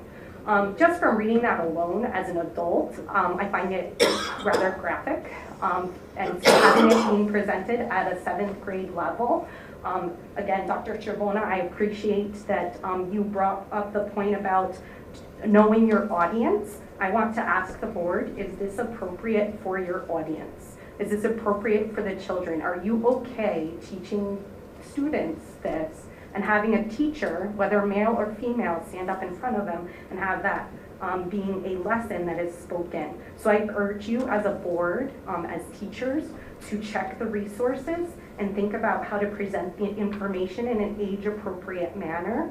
I'm not sure teaching children about penis size in real life versus pornography is a lesson that 7th graders really need to know. And I don't believe that is a standard. Correct me if I'm wrong, but I don't believe that's a standard to identify penis size between real life versus pornography. And if that is the route that Hawthorne School is going, unfortunately, my family is losing faith in the Hawthorne school system.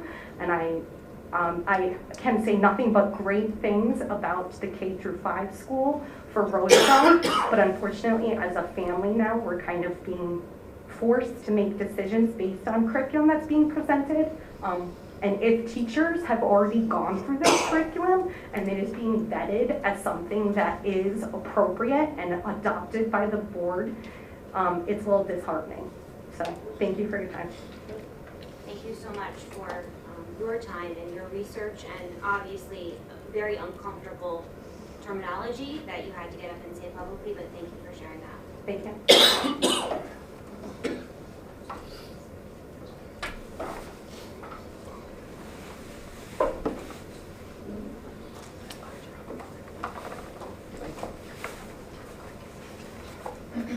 Hi, my name is Amy Poppendick. I am at 869 Ray Ave. Sorry, that was my old address. Lafayette Ave Extension. Thank you very much for reaching out to me this morning in regards to the 6th grade health curriculum. That is something that I am very upset about. My daughter has come home physically ill from watching the videos that have been shown. I also did my own research and ordered the school appropriate video and watched it and was very disturbed by it. And I do appreciate you pulling it until you're watching it, and I hope that it stays out.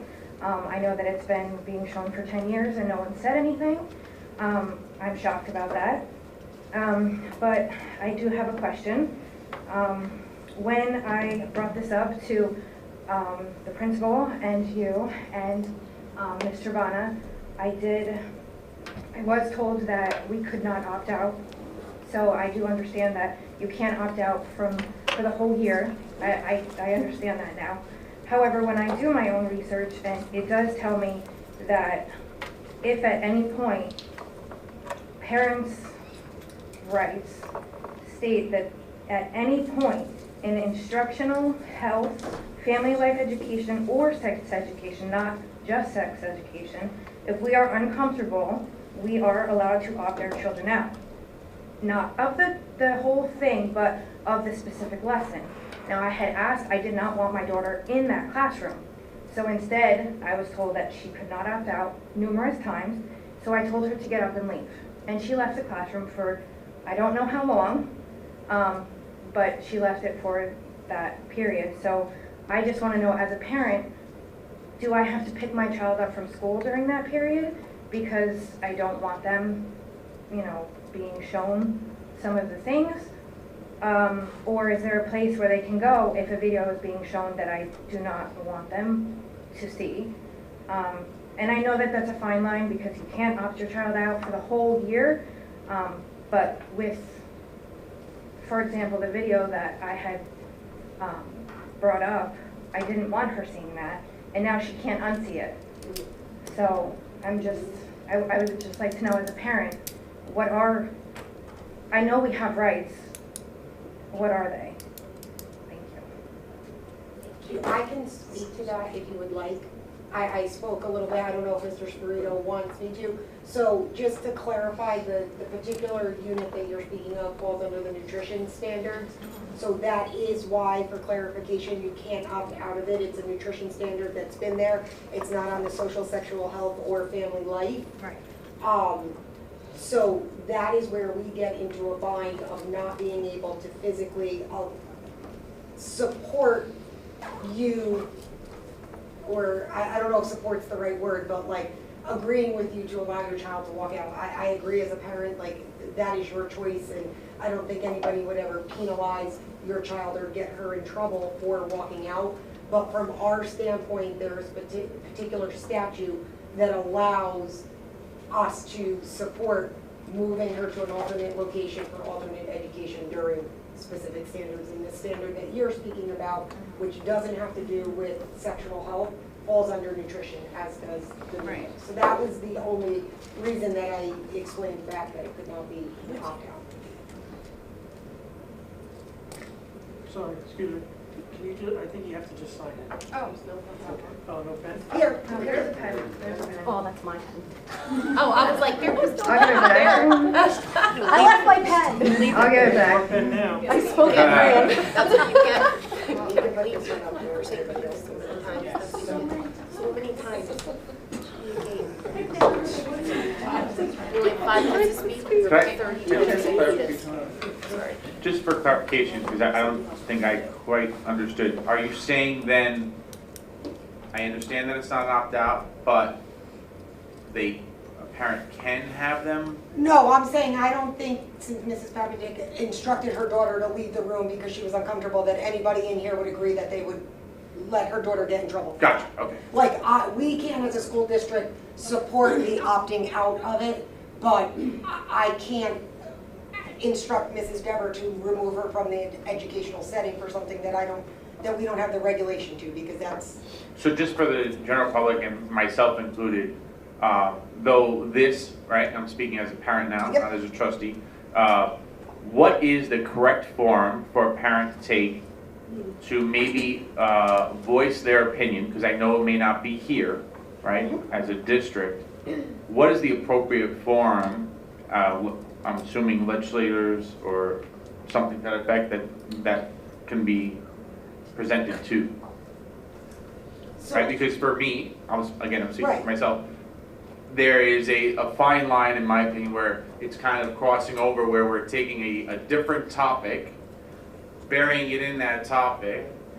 Granted, it's before us, right? I'm not saying I don't want to embellish on this topic, but I just want to know what is that forum, so maybe we can all, because seems to be a hotter topic right so now. the biggest form, and Dr. Morale could correct me if I'm wrong, being of her work with the state, is really getting involved in watching the State Board of Education and kind of having their open forums where they have input and information sessions, and they invite parents to that. So a lot of this, when it comes down, is really your work in Trenton and figuring out which one of your legislators are working on that in Trenton, when there's opportunities in Trenton for public meetings and parent input sessions. So a lot of times, I'm going back to the days of the Common Core. When the Common Core came out, there were specific delineated dates where they were having open public comment and parent input and writing and letters. So that would be my best educational guess on that. Yes. Sorry, I think it comes down to resources. I'm a teacher myself in Midland Park. They are not having the same issues. When I go to that school district and I bring up what is occurring in Hawthorne, my principal laughed in my face and was like, "Are you kidding me? This is how they're interpreting it." So I think it is an issue since it came down from the state. Yes, it is a state mandate, but it is how up to the district to interpret the curriculum how they see best fit. Unfortunately, I don't believe Hawthorne is doing it in a way that is giving parent input. We have to give input after the fact, that when lessons are presented, and then we have to go in reactive mode as to proactive mode. In Midland Park, there was a meeting prior to this happening altogether where there was transparency about the curriculum, where there was a forum where parents were able to ask questions and articulate, with a principal talking about things in the standards such as masturbation, because that is something that is occurring within the standards. So it is up to each district to interpret it how they want to. Can I just add that I did contact each surrounding school district, and I did ask them for their health curriculum, and what they sent me was nothing like ours. So maybe. I think it's resources. It's kind of like on American Idol when they talk about the song choice. It's the choice of resources that are being used that people are upset with. And I think it's the videos and the resources that are being used. That's really what it comes down to. We all understand that the content has to be taught. I know your hands are tied that way, but your hands are not tied. I should not have to stand up there as a parent and read you a slide about pornography and penis size. That should not be something that should be happening. So the fact that we can't trust the educational staff that is in charge of our children to clearly look at resources before you decide to publicly post it on a document for everybody to see, that's where the anger probably comes from. And now you have to be reactive to it as opposed to proactive. It's just my opinion. I'm sorry for speaking out. I've bit my tongue for weeks and I'm tired of it. Never be sorry for your. So, And again, we really appreciate that you're sharing it in this format. Yes. And not on social media and I not- don't go on social We media. are I very don't have appreciative. Facebook, so I don't know anything that's going on. We enjoy Just telling you. And Mrs. Ackerman, first of all, I appreciate everything that you shared tonight. And listen, we're gonna have further conversation about what you're sharing. But and I want to go back to something that you said earlier. And I'm gonna the fact that I agree with you. Right. We made a mistake in not communicating it sooner, and I'll take that one. That's my fault. Right? I'll take the blame for that, and I apologize for that on behalf of the district. We should have done more sooner. I can't go back, right? My parents always told me the horse is out of the barn, right? It's one of those things, right? So I can't take it back. All we can do is go forward, and we want to continue to have this conversation with parents. And I appreciate you coming here and sharing it in this way. And I promise you that we will take what you're sharing with us back to, Dr. Girbone and I will take it back to the administrators and the teachers, and we're going to continue to look at this curriculum. I promise you. So again, I thank you for presenting it in the way that you did. And it's not falling on deaf ears, I promise. All right, thank you. We're very appreciative of them. Parents involved. Yeah. Any other public comment?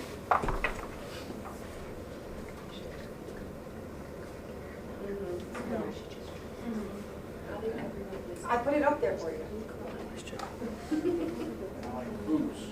Thank you.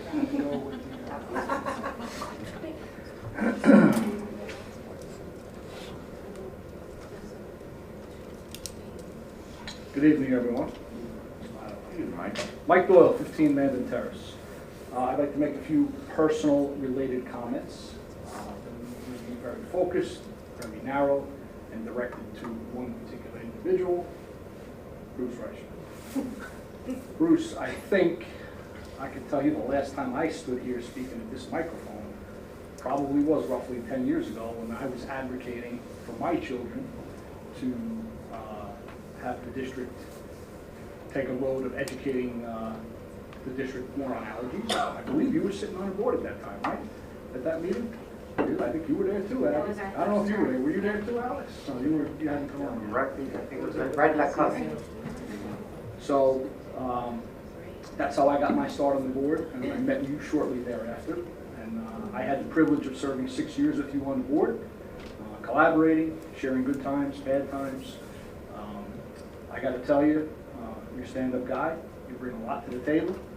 This district was lucky to have you sitting in that seat. You probably sat in a couple different seats. All right. Got a lot of knowledge. The district is definitely in a better position with the time you've spent on the board. I personally have benefited from your experience, my children as well. I wish you all of the luck in the world, all right? I wish you a happy Hanukkah. I want you to enjoy the rest of the holiday season. And I wish you and your family a happy and healthy New Year. Thank you very much. Thank you, Mr. Doyle. Enjoy your freedom. You'll be up here soon. Feel like I never left. Any other public comments? Sincerely, I speak for the board, which I don't love to do, but I know we all share the same sentiment that we are super appreciative to have people come and respectfully dialogue with us. We all have children, for the most part, up here, different ages, different schools, but we don't know everything, including Mr. Sprito, Ms. Ambrose. It's impossible. It does take a village. And we are super appreciative to have you all come and really engage in a nice dialogue with us. Don't stop coming. We normally have no one, and I just imagine people are watching on the cameras, but I don't know if that's true, but please continue to come and advocate for all of our children. We won't be up here forever. Mr. Reicher is leaving us, but the parents are really what makes this whole wheel turn. Thank you again for coming up and the emails, sometimes we're CC'd on them. The proper chain of command is not to email us, but to email the other people. But when we do get CC'd, the respectful dialogue that happens really is a positive note about Hawthorne, again, the community that we live in, that we can engage in the positive dialogue and that it's not aggressive because in other districts it's not been that way. It's been really unfortunate for everybody. But this is, again, speaks to the community of Hawthorne. I will entertain any comments generally and questions from the board related to the schools. So, thank you. We are have a prepared statement. We are basically at the 3-year mark since the pandemic began. Besides the impact on those personally affected, it has disrupted all industries, some more than others. The education industry included, from staff shortages to learning losses and social and emotional effects. Dr. Morrell shared an article with us this week that notes that New Jersey students lost about 7 years of progress based on student learning assessments, taking us back to 2015 levels. Case in point, right? While the challenges may be many, we have managed to survive, are here, and it's up to us to come together to overcome them. We as a district are doing what we can to address the issues, but can't do it alone. To Mrs. Gospel, an all-hands approach is needed, including that of parents and community. We need to proactively and constructively look for solutions and work together for the benefit of our students. We are open to suggestions and welcome all efforts. I want to thank all those that continue to shoulder the weight, including our parents, staff, administrators, PTOs, coaches, and of course my fellow volunteer board members. Also, want to wish our winter sports best of luck as they kick off the season. And last but not least, Bruce, thank you for your decade of service, for your enthusiasm, for your positivity, and for your friendship. Any other general comments before we move on to new and old business? So, Hop on, Mr. Baloo. I'm just gonna lump everything Yep. together. Thank everybody for coming out and sharing your uncomfortable, feelings, and, like everybody said, we will continue to work towards making things, better for everyone. I wanted to make another comment also on share. I know Ms. Goff and Mr. Sprito mentioned it's a very positive, effect that the students are having on each other, as well as the community. I just want to, kind of explain what SHARE is for those that don't know. It's Students of Hawthorne Acting Responsibly and Effectively. I think that's a great name. I think it's a great program, and it's a positive, one of the many positive things that hopefully are coming out of this district. I believe there's an article, correct me if I'm wrong, was there an article with some pictures on Tapped In? Did anybody see that? Yeah. It was there, right? So if anybody wants to, read the article and see some pictures, check out Tapped In, Tapped Into, or whatever it's called. And then Bruce, try not to cry, but we had the I was kidding. Please give yourself up. All the women are like, "Aw," you're like, "Just kidding." We met. It's funny because Mr. Doyle mentioned when he was here on the peanut allergy, and I was sitting in the back corner when I first got involved. And then we had the pleasure of lining up and trying to, get our first opportunity. But, it's a pleasure to have people like you that have been involved for so long on that end, and then, for 10 years on this end. You've had a huge impact on the district. You've implemented a lot of your ideas. Some of them took many years, but you continue to persist. And I do thank you for your time, and it's been a pleasure serving with you. Thank you. I did get a little I'll continue. To piggyback a little bit on the share, we've mentioned it the last few meetings, but for people who are new here, I was a member of SHARE 20 plus years ago, and they've created recently, I think Erica is a member, a few of us here are members, a SHARE alumni group for anyone that's graduated. We have around 400 alumni that are continuing the good deeds from Hawthorne. Some of us live all around the country at this point, but there's still, it's something that was really nice and unique to Hawthorne that we're continuing along. So if anyone wants to join, it's a Facebook group, or you can contact me, I can get you the information. For Christmas, we've collected hundreds of gifts that will be distributed through a community in Patterson, I believe, and we have lots more activities for next year. Second, Bruce, thank you so much for your friendship and your service with us. when I was initially appointed, we were virtual, right? It was during COVID. You were in a little box. Unique situation. Everyone here was little boxes, and my first in-person meeting, Bruce and I stayed and we talked, I think, for like an hour afterwards. And I'm just so grateful for your friendship. I'm still probably going to bother you with questions, but wish you the best, of course. Thank you. Going around, all right. I said this last time, and I'll say it again. It really is so important that we get the input from everybody that comes out. I can't stress enough, myself as a parent, like, I didn't know what I was getting into, right? When I had kids and knew what this was gonna evolve into. But like, to be able to have your input, we only hear what we hear. And sometimes we're in our zone or we're looking at a certain isolated thing. And unless we get that community input, we really can't make a positive change, right? But our goal, at least is to, for myself, is to have my kids go to a safe school and be able to get an education, right? And grow and inspire to be whatever they possibly could be. So unless we get that community input, we just don't sometimes know. And so I can't stress enough, I know Ms. Goff said it, I implore you to please, whenever that is, to come out, speak your truths, let us know where your head's at, and we can then try to implement and do whatever we can as a board, as a community.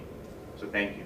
And also, Bruce, just to keep echoing what others have said, you know, you have always been an even-keeled man that has always had a shining smile and always has provided input both from as a friend and also as a colleague on the board, and I appreciate that. And it's that one sign, I know, Kyle, I know it's that one sign. Thank you.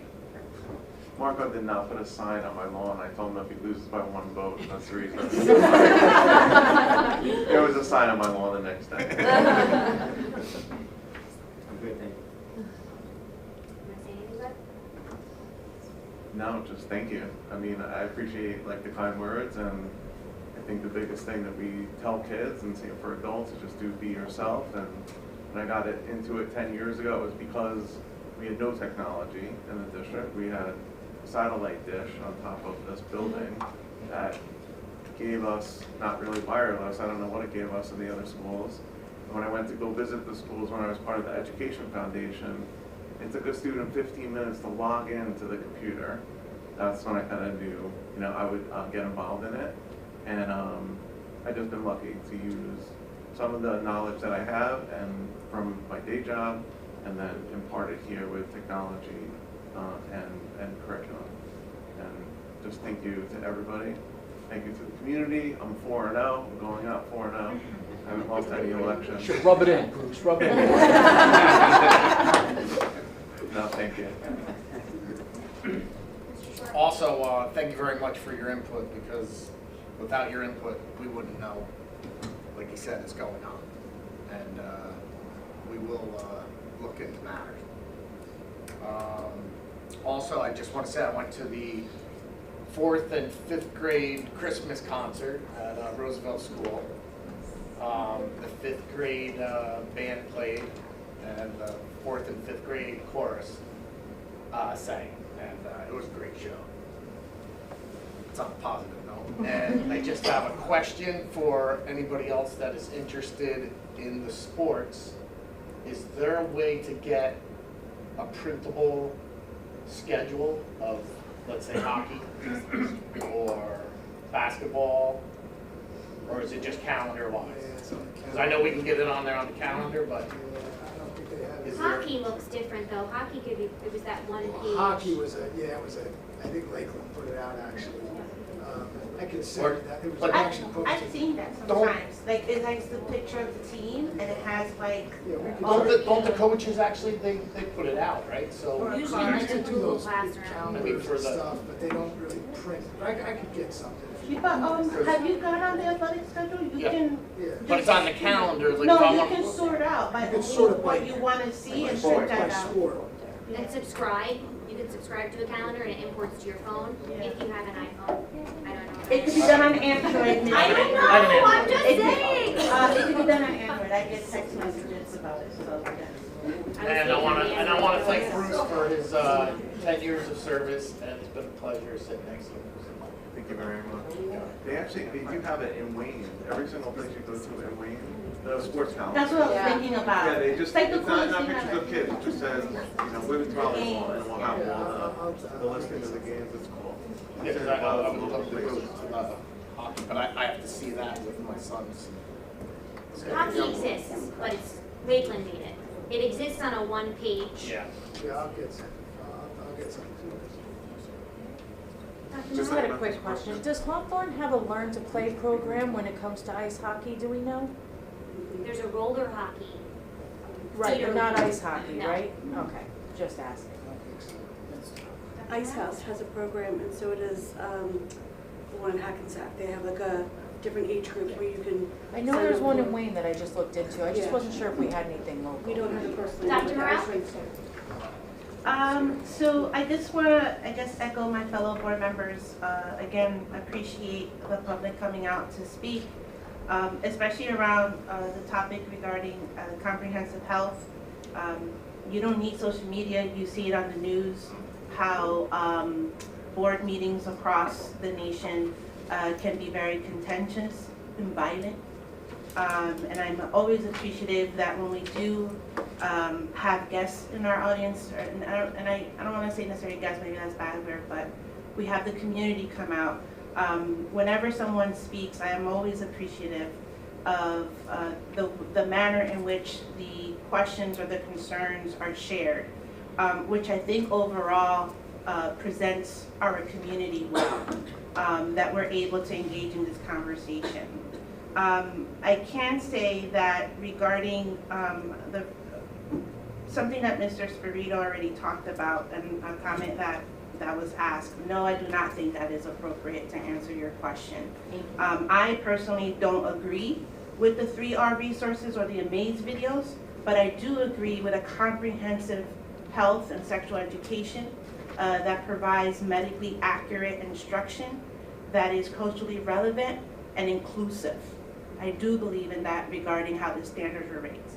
The particular lessons and whatever you brought up, it is something that I do also believe, and I know you mentioned something about losing faith. I do have faith in Mrs. Spirito and the administration that what you raise and whatever else is being raised to the administration, that they seriously look into it and they address it. So that, in that particular sense, I have faith in that. So we may not agree, but we raise it, they look into it, and sometimes it's changed, as Dr. Trebona made an example of feedback from the parent, and then sometimes it may just be a matter of we have to agree to disagree on that particular matter. But I do know that overall, some of the resources that are utilized, I personally don't agree with them. But with that said, I just wanted to acknowledge that I appreciate everyone who comes up here to speak about that. The other part that I am very hopeful for, and I think again bodes well for our community, and really I think exemplifies the idiom that it takes a village to raise a child, is the different stakeholder group that's being established. That's a collaboration between the school district, you, the police department, the Boys and Girls Club, the mayor's office. The fact that we as a community recognize that we're seeing some concerns, and yet we're all coming together to look for both, not necessarily consequences in a negative way, but looking to be more proactive and how to redirect the energy in a more positive manner than not the way that we're seeing exhibited, whether it's in our schools or when they're out in the community. So I am appreciative and hopeful for whatever outcome those future discussions come out for that. And I think it's one of those reasons, again, for me, exemplifies why I know my family moved into Hawthorne, is those type of things that we come together and we look to solve it as a group. And then the last thing I want to say is Bruce. He may not remember this, but my first time I met Bruce was at a birthday party in Midland Park. It's now a club. It's across from Hoop Heaven. I don't know if you're talking about, but it was your daughter's, I think her 5th birthday party. My daughter was there, because they're from the same age group. And how welcoming you and Sarah and everyone was to our family that was there. And I was still kind of new to Hawthorne because we had just moved there. And so that was my first introduction to you. So I think it just speaks something similar to what Mr. Doyle said about your character, who you are. And of course, then we kind of circumvented, kind of floated around in parallel universes through education. We would find ourselves in educational circles and conversations. I'm like, oh, that's Bruce. Oh, that's my board member. And then I had the privilege to have been elected to be here, and I had to work with you and get to know you a little bit better. So I just really appreciate always your very calm guidance. I know I tend to be a little bit fiery, sorry. But I always appreciate you very level-headed and providing a very different perspective and very calming, and your insight is appreciative. So you will be missed, and I wish you well, and as to joke, as Abby says, enjoy your freedom. Thank you. Thank you. In closing, I would like to again thank those who came out and helped with the strategic plan. I don't normally make a lot of noise about things, but I was pretty annoying about doing a strategic plan, renewing our plan. Thank you to the board and Mr. Squirito and the administration for obliging me on that, but I am a huge proponent of public input, and since we don't have a lot of people that attend these meetings regularly, we thought that was the best way to get feedback from the community, so I'm very appreciative for everyone who came out, from Mr. Squirito and the administration who attended those meetings. Also, thank you to my fellow board members and the members of the community that participated in the Santa Parade. It's my first nighttime one in a while, but it's always so nice to be out in the community and see people out there. Additionally, I wasn't prepared. I was going to do this, but everyone's thanking you, Bruce, so I'm doing it. We still have the reorg meeting. I'll just say, well, we're not going to have this kind of an audience, so I feel like I have to capitalize. So, as the person sitting up here with you the longest, and we were elected on the same day for our first term, you know, no one knows the depth of your service more than I do. If we did a then and now comparison of the district then and now, I mean, it's almost unrecognizable. Not that you and I made all of those changes, it takes the village, but I mean, the forward motion that you encourage, and you had a lot of your own you know, input and things that you wanted to see happen, and those things, you know, middle school play I know was huge for you. And other opportunities of choir, yes. Just we are eternally grateful. We went from 6 AP courses to 13 AP courses. We had no PSAT. We had no SAT offered in this district. Just things that I think we take for granted now, you know, were not happening a decade ago when you joined the board. We appreciate everything you do. The door is always open for you to come back and visit. I know you will not because you have no children here anymore, but we hope that we see you around. But thank you, buddy. It's been a pleasure. Yes, we were neighbors and didn't know, and then we joined the board and figured we lived like 4 houses away from each other. What you said too, I mean, it is the team of people, and I think that's the first thing you learn, like when you come up here, is you can have great ideas, but if you don't have consensus, then they don't really go that far. Yep. Forward motion. Thank you very much. I'm wishing everybody a happy and healthy holiday, winter holiday, whatever it is that you're celebrating. I would like to do something as a board, holiday-wise. Perhaps we can plan something in the new year. It just was too difficult for me to even put on the calendar. Do it before January 2nd. We will make sure that you are invited, Mr. Brasher. I'll be in charge of it. Maybe then you'll bring us a cake? Okay. Thank you again to the community for coming out. If you haven't said it a million times, thank you. We will be going back into private session. So be it resolved that the Hawthorne Board of Education convenes an executive session to discuss exempt matters pertaining to a matter rendered confidential by federal or state law. Be it further resolved that it is anticipated the executive session will be 45 minutes in duration and public action may or may not be taken. Be it further resolved that the minutes of this executive session will be made available upon a determination by the board that the disclosure of minutes will not detrimentally affect any right or interest of the board, and the need for confidentiality no longer exists. Motion to go into private. Motion. Second. Second. Oh, I'm gonna give this one to Dr. Morel. Motion by Dr. Morel, seconded by, Give it to Anthony. I didn't second it though. seconded by Mr. Totaro. Roll call, please. Mr. Shortman?